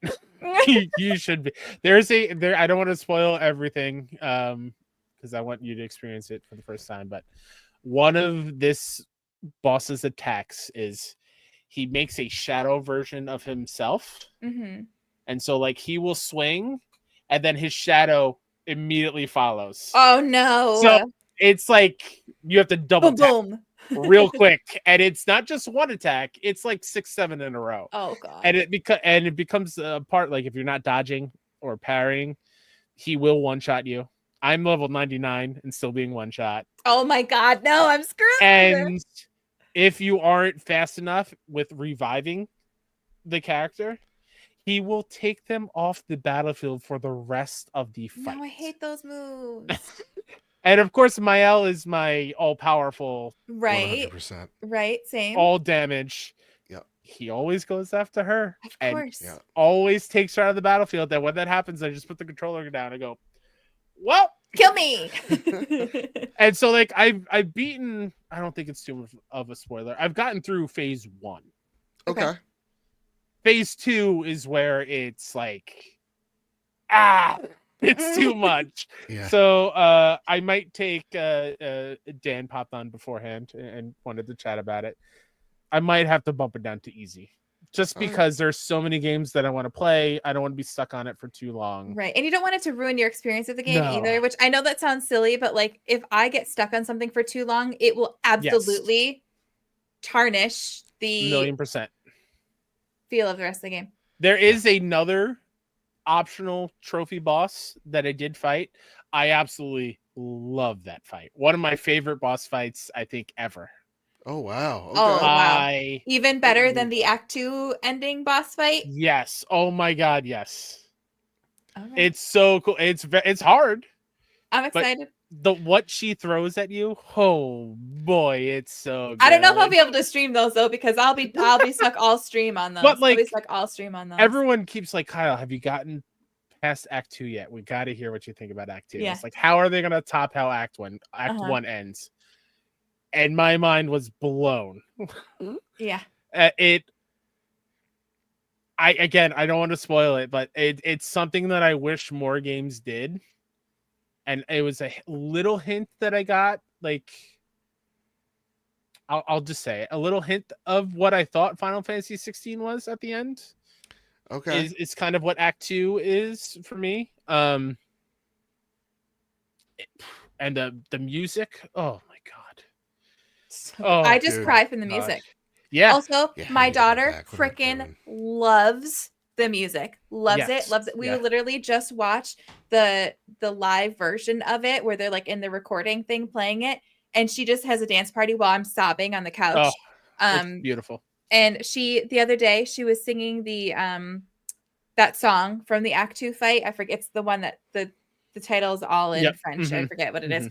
She doesn't know the words, obviously, so she's just making up her own words. So I'm sitting here editing, and I hear her little voice coming from her bedroom singing that song, and I'm just like,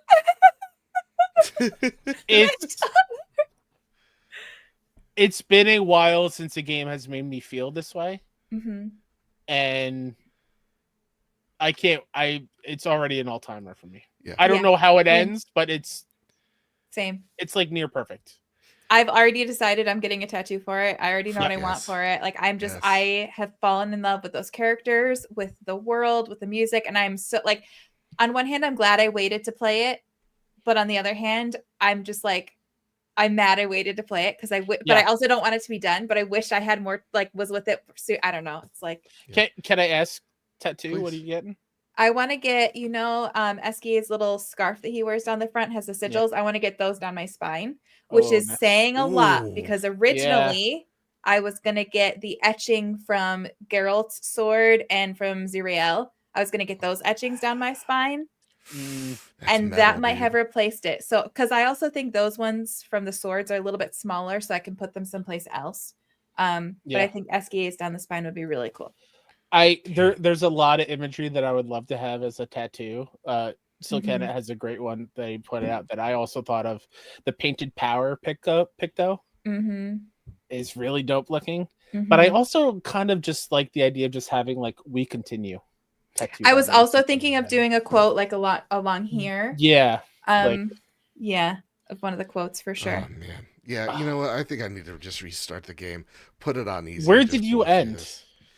I think I ended on the boss you're at, Kyle. The one that the consecutive choppy chop. So you made it past Act 2? Did you go underwater for this boss? There's a No. dungeon accessible underwater. That is the boss I'm talking about. Oh, okay. No, I'm right about to be able to go underwater. Okay, this is an optional boss. Oh, okay. This is not a main okay. path. And so if you can't dive underwater yet, then you haven't beaten Act 2 yet. Oh shit. Okay, so I've had a long ways ago. Oh, yeah. Shit, I thought it was. I would restart and try again, and if you have to play it on easy, play it on easy because it's such Yeah. a beautiful game, Joe. It's so good. No, and that's the thing. Like I was really enjoying it, and I forgot what happened. Death Stranding. No, Doom happened, and then the whole. So you're right. I think there is a moment in time right now. If I skip Metal Gear, and I choose a month of just this game, and I say, you know what, I'm gonna push the Death Stranding Platinum to later in the year, and I think that's for the best. Sure. I think it could be. Yeah. Put it on there's easy. There's just so many games that are coming out in the next few weeks. It's just why I'm searching for it. Like Borderlands 4 is coming out soon, and I'm going to play a lot of Borderlands 4. Yeah. Gears of War. I actually want to play it. That's out in a few weeks. There's so many indies that were just announced in September. Sword of the Sea comes out next week. There's too many. I have Hellblade I haven't touched. I haven't touched Indiana Jones. There's so much. And here's the thing I gotta finish Death Stranding. Oh my god. With Expedition 33, like it's been spoiled for me, so that's maybe also where I'm also like whatever, because like I know everything just because the internet can't shut its mouth. Yeah. So I not to say that that's ruined it, because I you know me, I want to know how we get there. It's not about the destination. Yep. So yeah, I think since I'm confused at even where I'm at this point, I'll just restart it and then. I will say, Light said it, I want to say a few weeks ago. There's an SK line of where he goes, I feel woo, but I want to feel we. That broke me. Now that would be a fun tattoo. If I woo on one arm and we on the other, and everyone would be like, the fuck? That would be great. I love that. Yeah. God, that's a good thing. Great. What a game. Love him. See, I remember that. All right. T. Yeah. Solo was gonna write in. He had a question. I want to respect Solo and his time here. He wrote in. He said, "Mafia: The Old Country is my first Mafia game. How is it different from the others? Gotta say, love the funny dialogue in this game. From scratching your balls questions to NPCs asking me what the hell is my problem when I shot down a collectible." Okay, so I can't fully answer this because I have not played Mafia: The Old Country yet. Because like I said earlier, I just got the code yesterday. I think like the feel of it is probably pretty similar based off of what I've seen.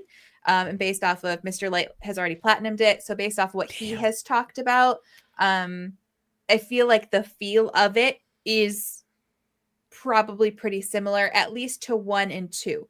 3, they switch up the formula a lot, but I think the formula is very similar to Mafia 1 and 2. So if you like The Old Country, I would definitely play 1 and 2. Also, they're just phenomenal games, so just play them. Haven't played 3 yet, so I can't speak to that. But I do know they changed the formula a lot for 3. But definitely play the Mafia 1 remake that is like much more recent. They did such a great job with that, and I love it. I think the Right. world is a little less responsive than what it sounds like it is here, where they're like acknowledging your actions. I don't think it's quite like that in the first ones, but it's still great. Nice. We could probably bring Mr. Light on to answer that too, if that's helpful. But I Okay. don't know if my Yeah. kid's asleep yet. Oh, that's true. Well, listen, if she is and he's listening, come on in. But that said, anything you have been playing, Miss? I've actually been playing a lot. So I have still been streaming Claire. Unfortunately, I didn't this week because not work burnout, but life burnout has been real hard. My mental health has been real bad. So Monday, I was basically just like a crying mess and couldn't do anything, and I just needed time. So I didn't stream Monday. But I did play a bunch on my own time, like hunting down journal entries and Pictos and things that I missed. So I've still been playing that. I also got the platinum again on Horizon for my PS5 because I didn't get it. I never finished it for the remake. So the PS5 remake platinum for Horizon. And I've also jumped back into Fallout 4 and I'm working on the platinum for that because I never got the platinum for that. I got all the achievements on Xbox when it first came out, but I never got the platinum. So I've been replaying that as well. Ooh, hot day. I have a very important question, like, because this is a game you didn't mention. Yeah. How you like an FF7 remake? Oh my God, how can I forget? I've also been playing Final Fantasy VII Remake as my Let's Play series. I'm loving it. Yay. It's so good. I was so worried about the combat for Final Fantasy. I don't know why. I think just because I've never played a JRPG. Absolutely. Watching people play it looks so overwhelming and it looks like I would be so bad at it. And I was like, I'm not touching that with 10-foot pole. People have been begging me to play Final Fantasy since I started my channel. And something about it was just too daunting. It was too, I couldn't do it. I'm It's loving iconic. the combat. It's I'm an having iconic so game, much so. fun with it. And it's not like, obviously there are parts that are difficult, but it's not like overly challenging like I thought it was going to be. I just beat a boss that in the second Mako reactor. It's like a big like machine dude. The heli boss, I had to figure out which name. components I didn't want to send to it. Like I wanted to divert components. So I got to choose like different I don't think I chose right, if I'm being completely honest, but it was so much fun. I was real close to dying, but I somehow managed to survive. But I was like, I had the worst timing ever because Tifa was downed, but she's also my healer. So I like rezzed Tifa using my Phoenix down. Right as he did a supercharged laser beam to her face, as soon as she rezzed, he did it and she was down. I was like, oh my God, the timing of that. And then there was one time where he did the supercharged beam. And so I took over Tifa because she wasn't running away. And I ran her to a corner that I knew the supercharged beam couldn't hit.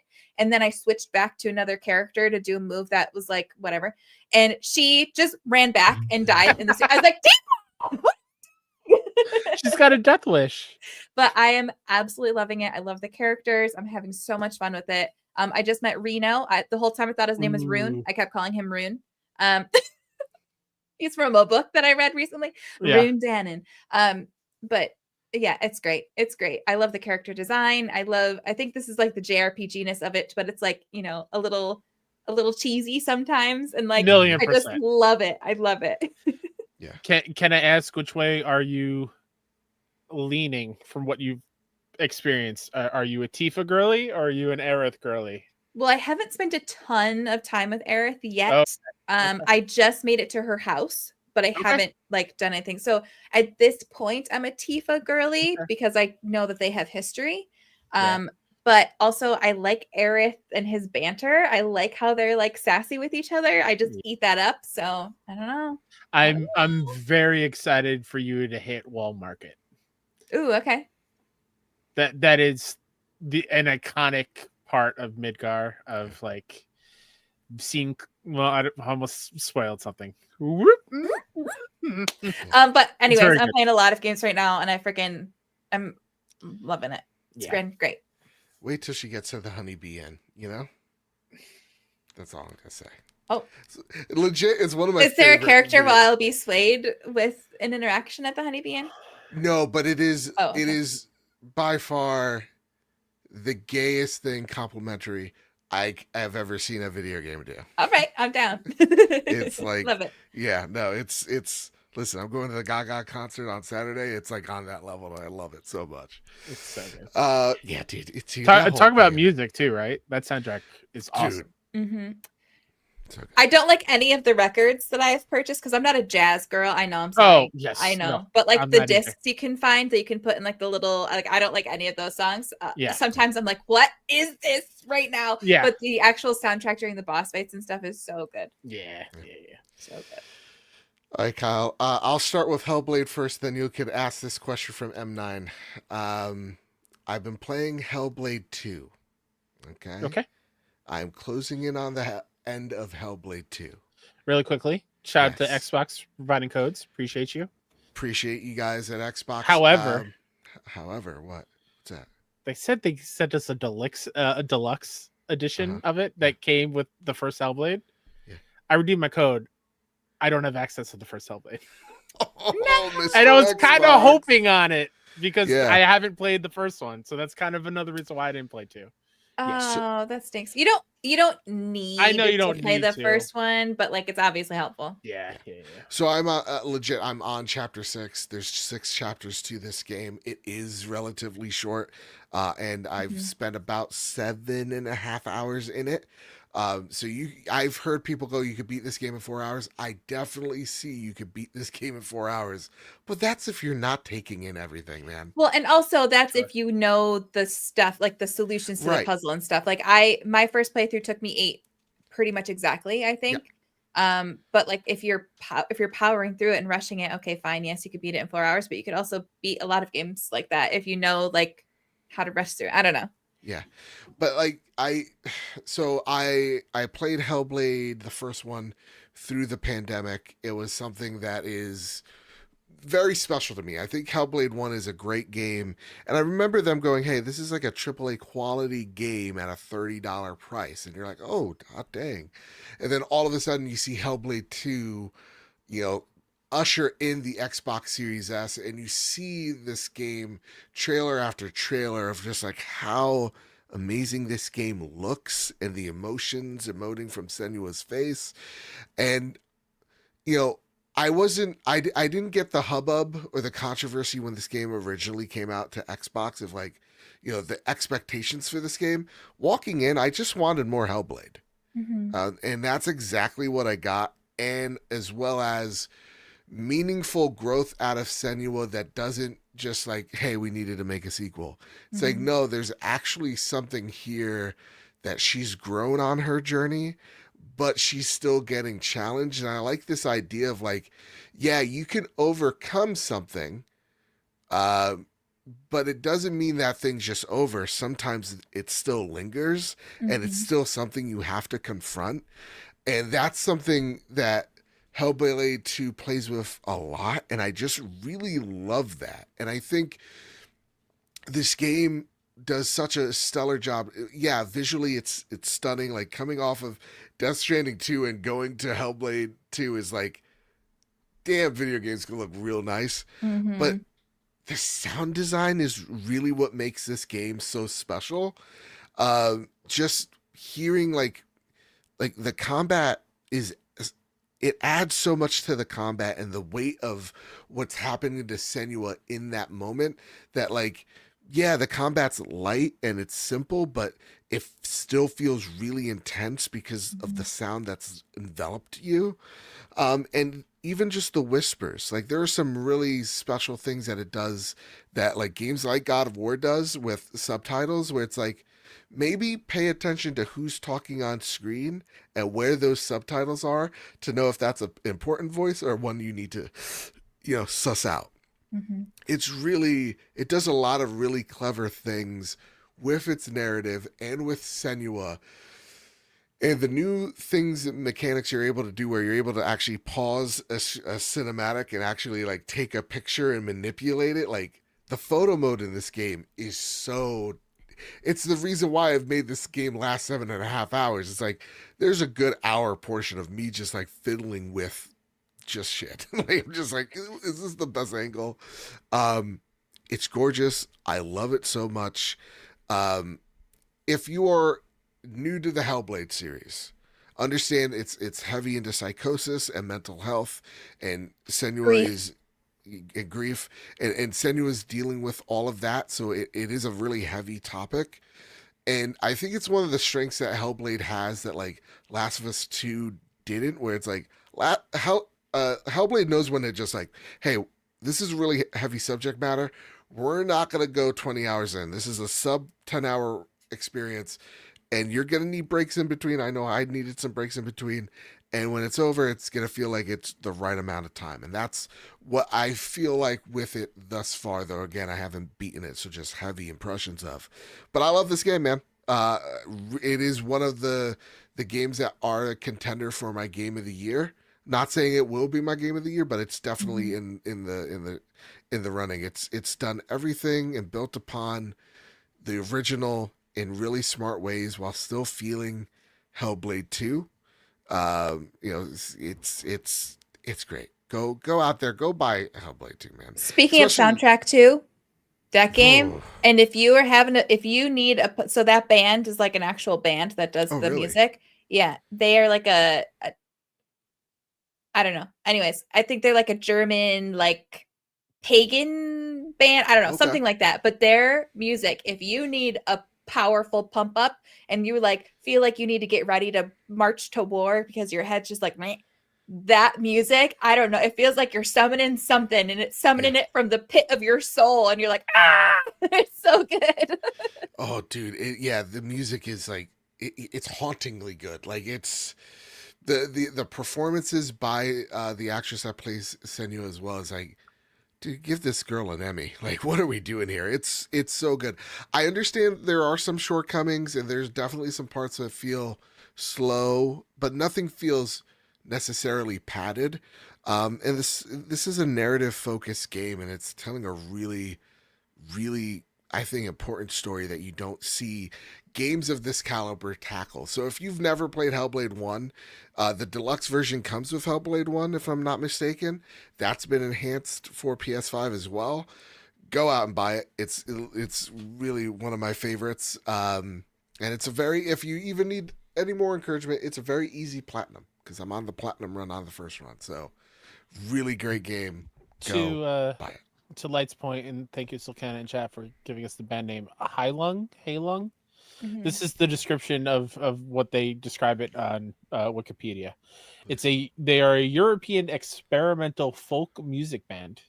Their music is based on text and runic inscriptions from Germanic peoples of the Iron Age and Viking Age. That sounds awesome. That's right. So my brother, when he likes something, he gets very has to know all of the information about it. So he was saying that they actually, like you said, translated the texts and used the sounds from instruments that they would have had at that time to recreate what that would have sounded like, but then also put modern on top of it. So what you're listening to is what those songs would have sounded like with a modern edition. Look how cool they look. Dude, these good. So good. Yeah, it's fucking metal. Yeah. All right, Kyle, there's a question from M9 Prime. Would you like to take it away? Yeah, sure. M9 Prime writes in, hey, Trophy Room Trio or Duo, if someone's computer is acting up. Why am I blanking? I almost said the Boyfriend 6. The Battlefield 6 beta was really impressive and felt really good to play. There were some graphical glitches, but nothing game-breaking, and probably something that could be fixed by launch. With reports of over 500,000 Steam players jumping into the beta, who know how many total players if you include consoles, it is very impressive, but do you think Battlefield 6 can keep this momentum? Do you think the next beta weekend will have similar numbers? Also, do you think this will translate to sales in the end? EA seems to have high expectations for Battlefield 6, and the game looks promising, but do you think it has lasting appeal? Well. Luckily, you have called into the right place, bud. I saw, I think, Cowboy Danger D's we are so back. Battlefield 6 gang slaps. Talk about one of the many reasons why I have not finished Hellblade 2.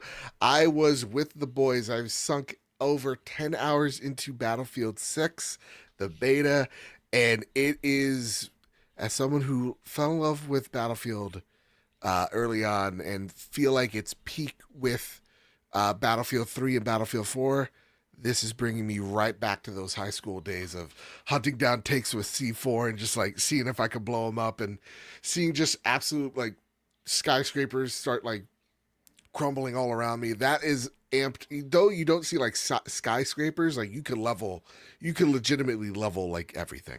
Like that whole everything is just blow it the fuck up. The physics are just insane. It just all of it. We're so back. We're back. That's all you need to know. Playing it, this is one of the multiplayer games that I could play solo and enjoy myself. But it is definitely best played with your friends and just pretending you're in war, going breaker 99, or don't worry Johnny, you're gonna see your girlfriend and that son of when yours. you say breaker and you're like, yeah, that's what war sounds like. It sounds to me like you're a trucker. Like I'm not breaker. Yeah, no, we role play. Like last night, Luke was like, "Yeah, I gotta get back to my girl at home. My son's waiting for me." And we're like, "All right, everybody, we're gonna make sure this boy gets to his girlfriend on time." Died ASAP. So, it is so good. This is what I wanted Battlefield to be. So if you imagine, how is it back? The best moments of Battlefield, just picture them in your head. It's this game. And it's just the vehicles in this game for the first time feel like they take a lot of skill to maneuver. Even the tanks, like they feel like they have weight to them and heft to them, and they don't just move on the dime. They actually take a lot of maneuverability. Coordination with your team is key. I played Breakthrough, which is like the rush equivalent of where you have to capture both points on the map to proceed forward until the enemy is pushed out of the map, and Conquest, which is literally like big team domination with everything on the floor. It's so good. I don't know. I've had so much fun just running around as a medic, reviving people, and just doing the dumbest shit possible because you feel like you're in Saving Private Ryan. I can't wait. I can't wait to play this. I'm going to play the beta again this weekend. So this is the beta for everybody.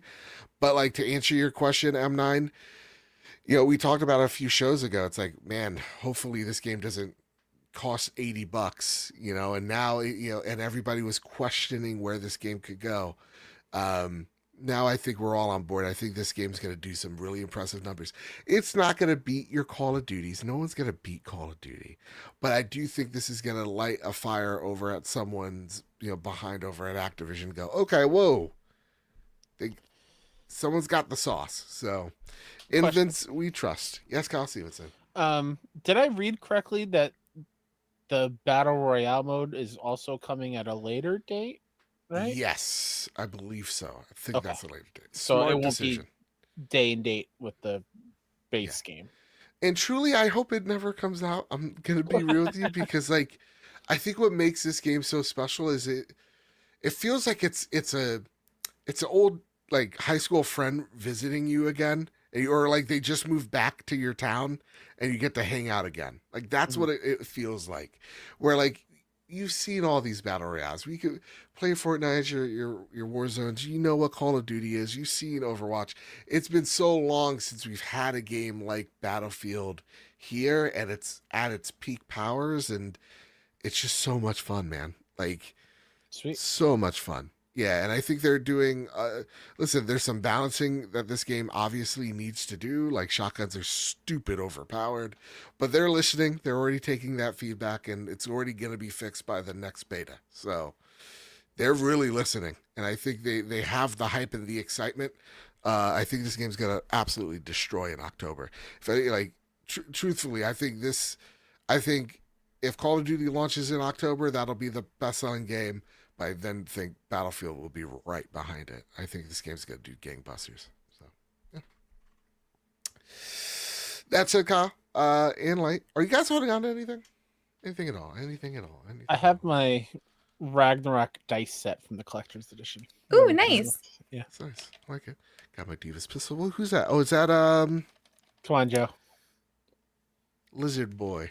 Lizard man. It's their good old pal Thane. There you go. I remembered. Prepare the drop. Here are the latest steals and deals coming to the PlayStation storefront. August 19th, coming to PS5 and PS4, Shantae Advance Risky Revolution. I've never played a Shantae game, but they seem like old school platformers. They look fun. We talked about it before. A Sword of the Sea is day one on PS Plus on August 19th for PS5 from the makers of Abzu, The Pathless. A lot of those devs previously made Journey. It's a sand skating game. It looks awesome. Cannot wait. Voidbreaker in early access hits PlayStation 5 on August 20th. It's a roguelite FPS from the developer of the Entropy Center. So if that sounds fun to you, go for it. Discounty coming on August 21st. I don't know anything more than the name Discounty. Herdling, August 21st, coming to PS5. It looks gorgeous. You herd a bunch of sheep up a mountain. Looks great. Inazuma 11 Victory Road comes to PS5 and PS4 on August 21st. From Level 5, which I did not know. It looks like a soccer role-playing game. RPG. Cool. Also, this just reminds me a brief bit of other Flash news. There was a Indie World last week. Yeah. It did have some PlayStation implications. I believe we officially have confirmation that Mina the Hollower will be on PlayStation. I think they... God bless. Thank Christ. No word if it's coming to PlayStation, but one of my favorite games last year, Crypt Custodian, his next game was announced called Well Dweller. It looks awesome. Nice. Herdling was there, which we just talked about. Little Kitty Big City gets a new update. Hey. Content warning is coming to consoles, which is fun. Nice. Ball Pit from Devolver also coming on October. That game was the highlight for me, dude. That game looks sick. Oh my god! If nobody knows what Ball Pit is, it is a brick breaker game, but it's a roguelite. So like, you're just breaking against enemies, and then you can combine the balls into super powered balls. I'm saying balls a lot. The name is Ball Pit. It looks great. I'm pretty sure Ultimate Sheep Raccoon is coming to PlayStation. It was a very good indie direct. Yeah. Full of great stuff. So go check it out. You are missing two things. All right. What am I missing? I don't know if you said it. Guilty Gear Strive gets Lucy DLC from Cyberpunk Edgerunners. And this made me want to actually pick up this game because I love Cyberpunk Edgerunners. Gosh darn it. And I will complete this series. I swear to God, I will. And Lucy was one of my favorite characters. I think she's dope. And Delta Force comes to PlayStation on August 29th. That is the extraction shooter. Hoorah, hoorah. You said August 29th? Sorry, 19th. Oh, okay. It's 5 days. Yeah. Well, I was using the Game Informer list, so they were slacking. There you go. Game Informer. Come on. Sneeze, you lose. All right. Next up is the last segment, but our favorite segment of the show. It's the Sony Pony Express. Yeah! That's right. You can send your questions in. Come on into the Discord. Ask them away in the questions tab. We'll answer them here on the show. It's as simple as that. Matthew Kennedy, writes in, but this is a little bit of an inside jab, but please take it away, Kyle Stevenson. Also, so Ken, you don't love it. You haven't finished Edge Runner, so how could you speak that? I've loved what I've seen. Love what I've seen. I want the jacket. M. Ken writes in, hey guys, hope the dog days of summer weren't too hot for y'all. Well, let me tell you, the heat wave is back. It's not great. Nope, 94. Question for the Sony Pony Express. Yeehaw. Yeehaw. How is it considered cheating in Fantasy Critic if you simply just drop a game with more than enough time before release? I mean, you see the latest gameplay trailer and you're like, this wasn't what I thought it was going to be. Yeah. I mean, that happens all the time in entertainment. A last-minute movie trailer hits wrong. A politician says something stupid on TV before the polls open. I mean, this stuff happens. So my question is, how is legally dropping a game in Fantasy Critic, mind you, the group pretty much doesn't have any rules in the first place, cheating? Oh, by the way, asking for a friend. I feel like I missed something. I did too. So this is our friends at the Nerd Chat. You know, we gave them charity last year. We were part of their Fantasy Critic League because they really desperately needed it. You know, it got a little spicy in there. Kyle became too big for his britches. He's like, I'm out of here. let you schlubs ruin my Discord notifications some other day, right? So now Not it's at me. all what happened. Yeah, whatever. Okay, he's the star. Fake I news. get it. All right, whatever. He's the guy that's drinking from the fountains with his mouth to the soda. Anyway, so I am on team Matt with Matt, and we had a game. It was Mafia: The Old Country. Mhm. And I was like, okay, I was looking at this game. I was like, it's going to track somewhere around high 7s, low 8s, which is fine, but we need a showstopper, you know? You mean you don't want a mind's eye? Well, if it was working the opposite direction, actually, yes. But we saw from one of the latest trailers from PlayStation, the gameplay, it was questionable. Right, so I was like, let's play on the side of caution. Let's drop this 1 week out. They're accusing us that we had inside information about what this game was going to review as. And I get it. I'm well connected. I know all sorts of people. I'm a mover and shaker within the industry. I understand this. I understand the weight of that responsibility, but I'll never abuse it like that. Kyle Stevenson. So why am I getting dragged for no reason? Well, because there's some moves in our trophy room, fantasy critic league that I feel maybe the commissioner's getting out of hand. I literally haven't even opened that website since we did our draft. That's just fair. pulled it up. I have forgotten about it for months. What moves are you saying? You made a move like a week ago. Anyway, it's not the point. It's not the point. We're losing track. We're not losing track. No. Kyle's going to take my side in the ice, Joe. You better be careful. He was already there. He seemed like a anti-ice propagandist.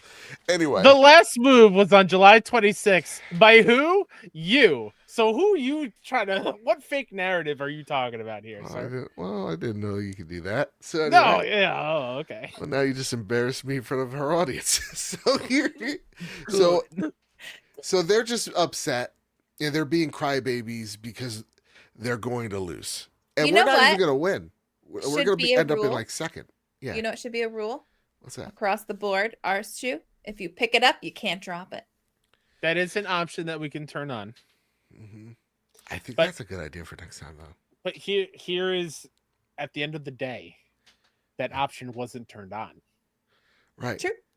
And like, if there was no agreement before the season that you weren't allowed to drop a game before a certain point, then fair game. No cheating. If they didn't put a deadline on when you can drop, then you did nothing wrong. And they do I will say though, so like you see who's bidding on what. It's stupid. I do agree with them, Joe. You do talk to a whole lot of people. I'm a mover and shaker. Joe, if you've got insider connections, can you get it so that I can be a PlayStation playmaker? Can you do that for me? Unfortunately, I don't have those type of connections. Damn it, Joe. Worthless. What's the point of being friends with you? I get it. You like ice. You can't get me cool PlayStation things. Come on. Ice in a cup. In a cup, that's refreshing. That's not what I've heard on the street, Joe. Well, listen, me and my friend Dean were just... I heard you're not here next week because you're going to DC for reasons. Gotta clean up. It's not January, Kyle. I was there. The desk was comfortable. Fuji writes in. Hello, Trophy Room friends. Longtime supporter listener from Australia. Of course, Fuji. How are you? Good day, mate. Hello. I have a little fun challenge for you all during the Sony Pony Express. Yeehaw. Yeah. I made this post in the general chat channel here, but I'd love to hear what you all can bring to the table. Okay. Let's recommend some games together. Go to the Collections tab in the PS Store app and select one game from 3 collections of your choice. Have a fun show. Love from the Koala Down Under. Okay. This is Okay, where do I go? I got to pull this up. Yeah. On your PlayStation. If you have a PlayStation app. Yep. Okay. I do have Navigate towards Store. Yep. And under Collections. Under the Collections tab. One game from 3 collections of your choice. Okay. So you could do PS5 Essentials, Astrobot. This is her thing. Beginner friendly, Journey, story driven, After Love, EP. Okay. I've got an easy one because I've got mine pulled up already. Please. I've gone to Best Companions collection. Okay. Claire Obscure, Expedition 33. I mean, easy. come on. Yes. Easy. Yes. Some of the best party members in all of games. Yeah. What else? I'm gonna go to the roguelikes collection. Ooh, okay. Okay, let me scroll for a little bit. I like a good Fair roguelike. enough. Fair enough. I don't want to pick an obvious one. Let me go to. No, I'm gonna go to roguelites. Let's see what's on. Oh, You can't just copy me. come on. Roguelites are my jam if it's coming to indies. You gotta go. You gotta play Balatro. It's literally one of the perfect games out there. One of the rare perfect games. You should go play Balatro. Easy. Again, roguelike collection.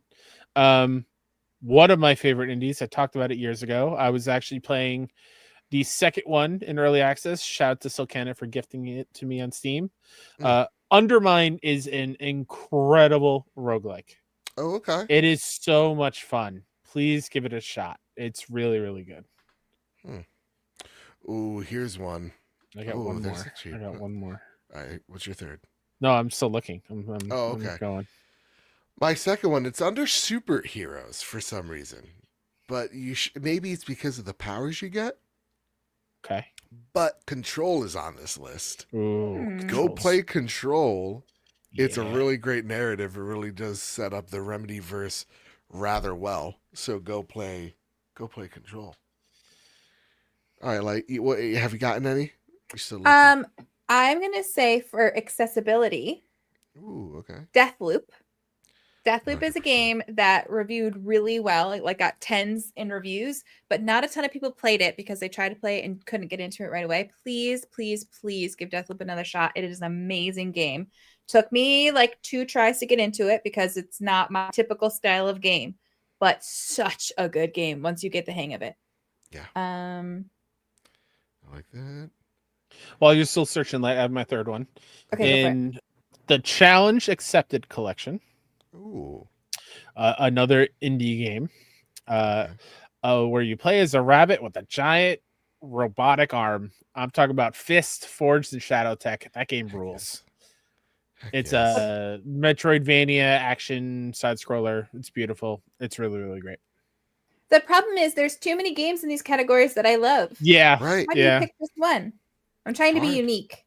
Okay, I'm gonna do people cozy. like to crap on the collections on the store. They're pretty good. Do people like the crap on them? You famously did years ago. Did I? Yeah. Well, that was years ago. They've gotten so much better. I'm gonna do cozy game. There are Nice. a lot here that are great, so don't get angry when I don't choose one of these amazing ones. But I'm gonna go with one that I think is super underappreciated and not a lot of people have played. And I'm gonna say Lake. I know I talked about this Ooh, also on our good tier pick. list. That is just such a cozy, like perfect for fall, I'd say, coming up game where you play as a postal carrier, and also you can fall in love. So That's play great. Lake. Oh my That's god. a good one. You know what? I'm taking back my Claire Obscure pick. I love Claire, but we already gushed about it. It's true. I opened up Cozy. One of my favorite games of all time. Cute, not hard at all. Little gator game is so good. It's a Oh. great time. You play as a gator who is playing make believe in a playground. And he just wants to play with his sister, but his sister's like studying in college and has assignments to do. It's really great. See, I'm trying to do something different. That's I'm how I trying to- was. That's how I was thinking about it too. Like, obviously, there are ones that I talk about all the time that you know that I love, but Let's see what's in this most anticipated collection. I just opened that up. I was gonna do Oh. summer essentials. It's Hot Girl Summer. Let me see, and then it's Everybody's golf is soon too. Oh my god! Ooh. Okay, you know what? I might just pick it up. Ooh, there's 2 games I might just pick up. Silent Hill F for when we go to the haunted place and play it in person, Joe. We're not doing that. We need 1,000 patrons. We will play Silent Hill F in an abandoned hospital or some. Hell yeah! And Make it happen. I don't believe in Patreon. ghosts, but I do believe in axe murderers and people who are high on meth. I believe in meth dens, and I feel like we'll play in a meth. We den. don't have to go someplace abandoned. Or where else Just is there 'cause it's something haunted that haunted. people hang out in? Their show's There's- running slogan. I believe in meth dens. There are Vote for me. hotels. There are so many places that are Yeah. still in use that are also very haunted. If you okay, I've never. All right, let's talk about this. I've Again, never experienced a haunted, Ramada Inn, right? Like it's always these like, mom yeah, and because pop they're shops. just just made. I birthed a hotel. Did you know that? He's just seeing Marriott. She's like, she's giving birth. Hilton's like, just breathe, honey, just breathe. Guys, I can't pick a third one. This is hard. There's too many good ones. I know.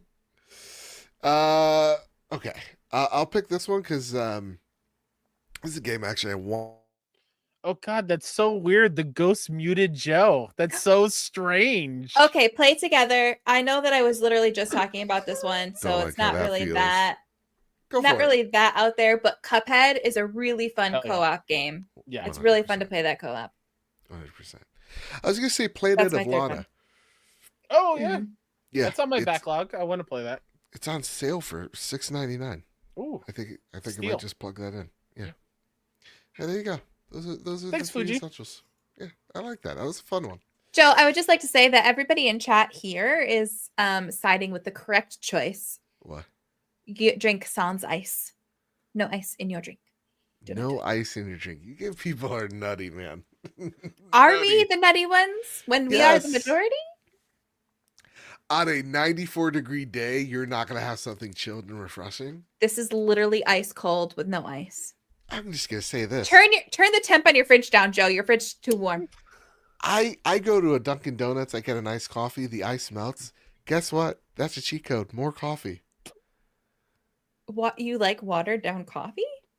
When it gets all the way down to the bottom, and like I don't have any more left, then magically there's some left. Doesn't mean it's. But as it good as tastes the gross. first. the It tastes same, like though. booty hole.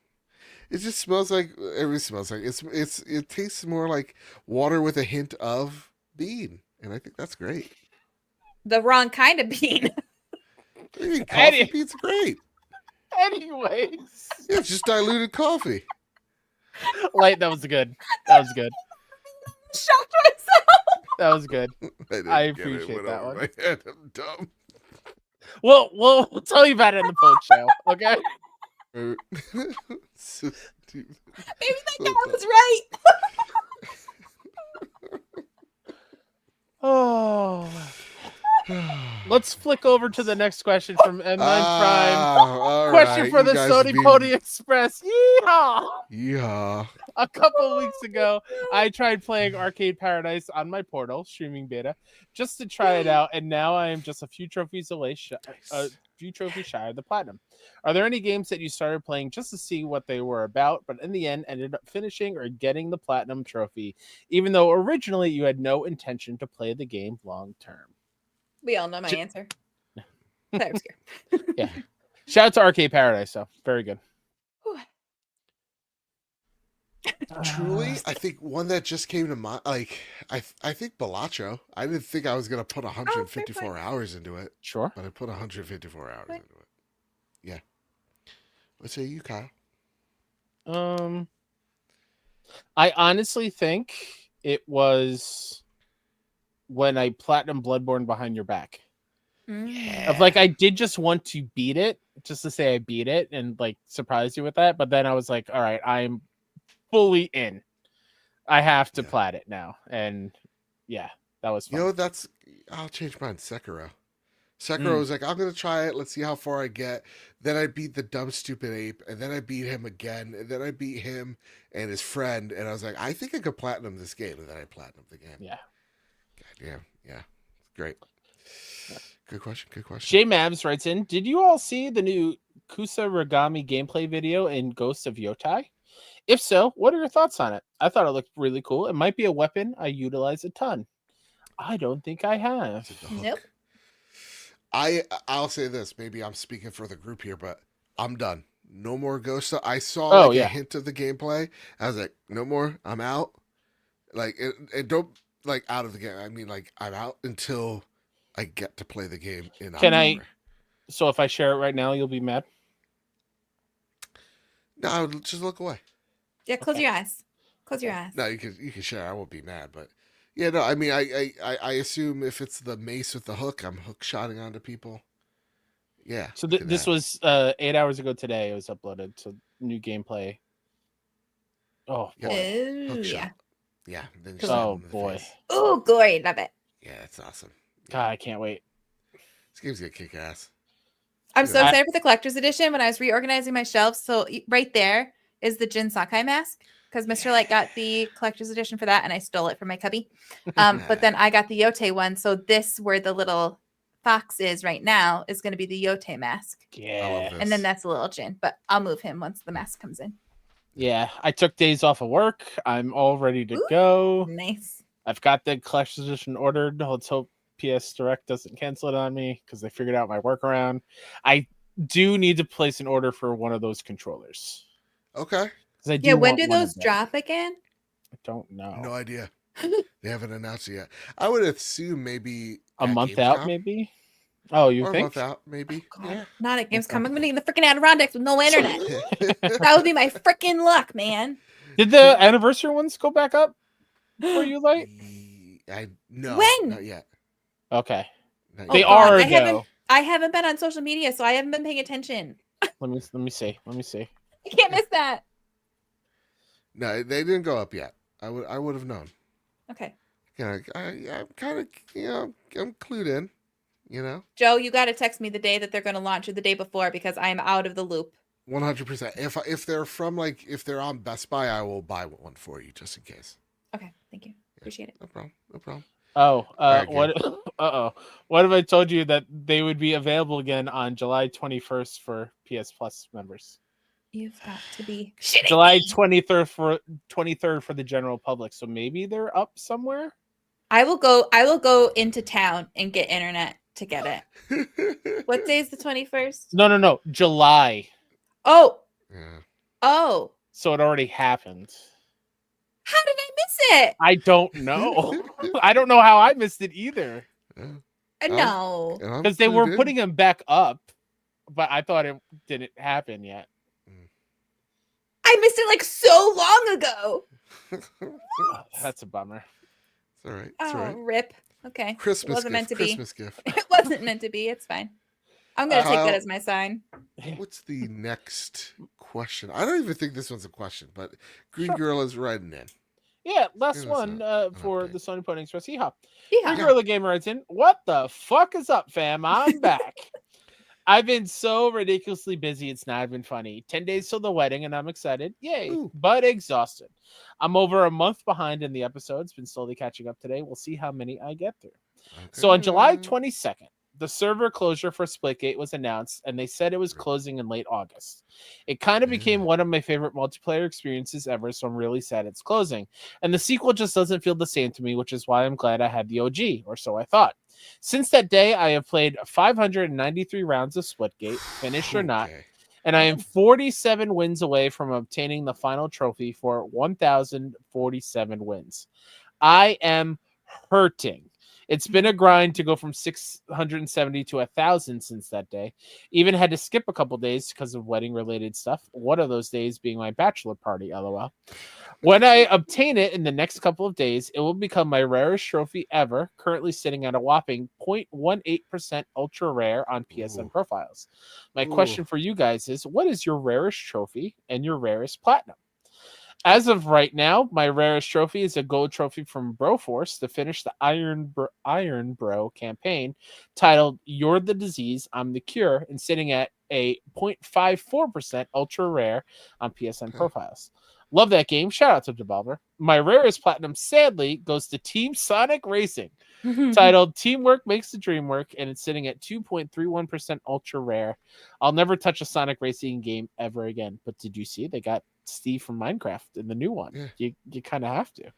I'll be sure to send you guys pictures of everything. We'll meet one day, and with light this time. Much love to y'all, and God bless. Green Gorilla, I hope you have a great time. Yeah. Very excited for you. My passport, it's expired. I need to go get a new one. Expired. Yeah. I'm trying to convince Mr. Light, and he keeps saying, "Where are you getting the money for this?" And I say, "We'll worry about that when we die." Okay. Right. I'm trying to right. convince Mr. Light to go to Scotland in the year Ooh. 2026. Because my thing is, I want my daughter to see the world. I was not Right. exposed to the world when I was a youth, and I wish I was, because I think it's great for your development and for Mhm. your perception of reality.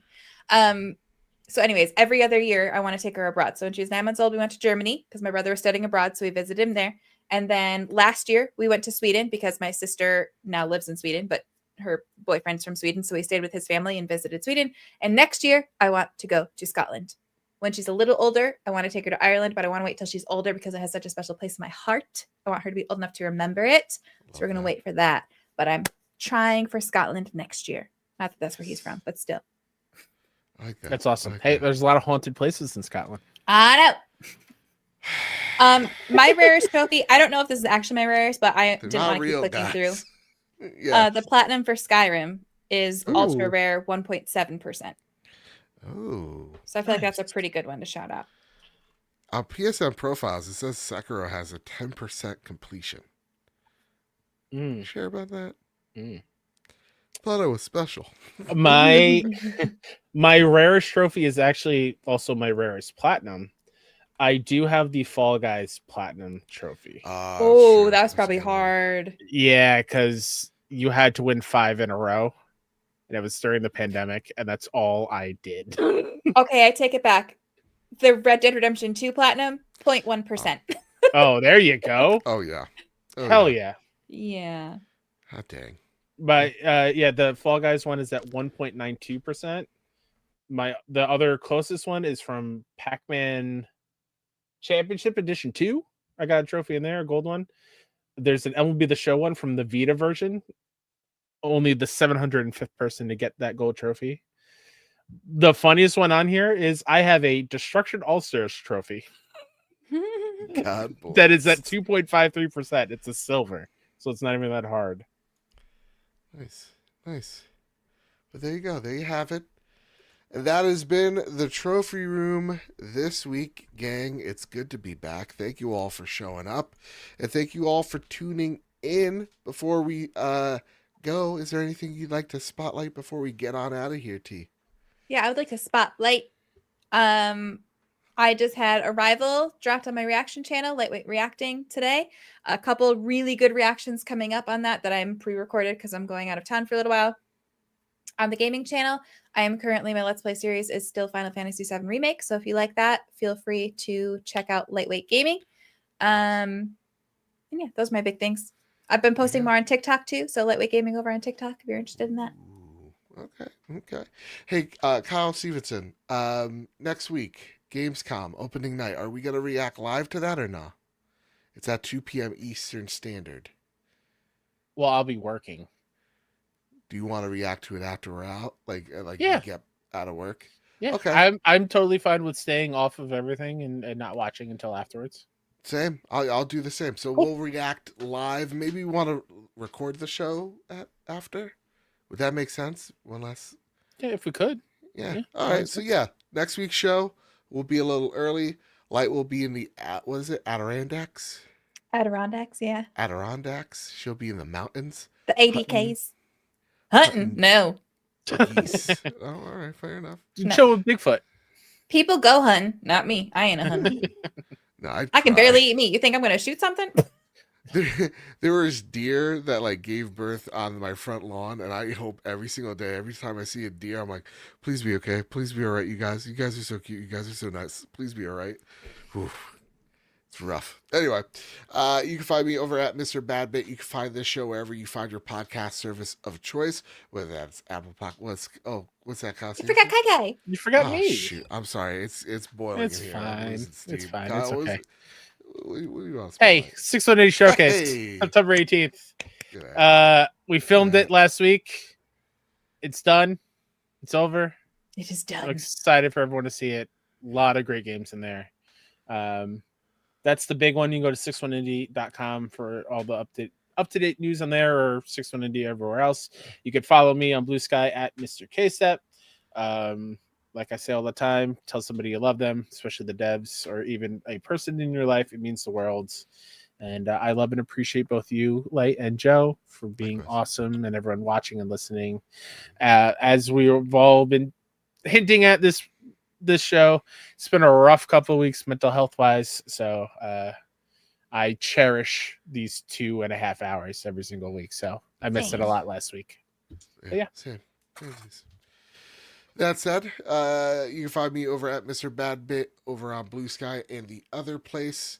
You can find this show on Apple Podcasts, Spotify. Rate us 5 stars there. It really does help us out. And if you really, really, really like us, please consider tossing a buck our way over at patreon.com/PS Trophy Room. It really does mean a lot. Keeps these lights on, all that jazz. With all that said, with all that out of the way, everybody keep your wits about you, keep hunting, and keep playing PlayStation. Bye, love you. Put ice in your drink like a normal person.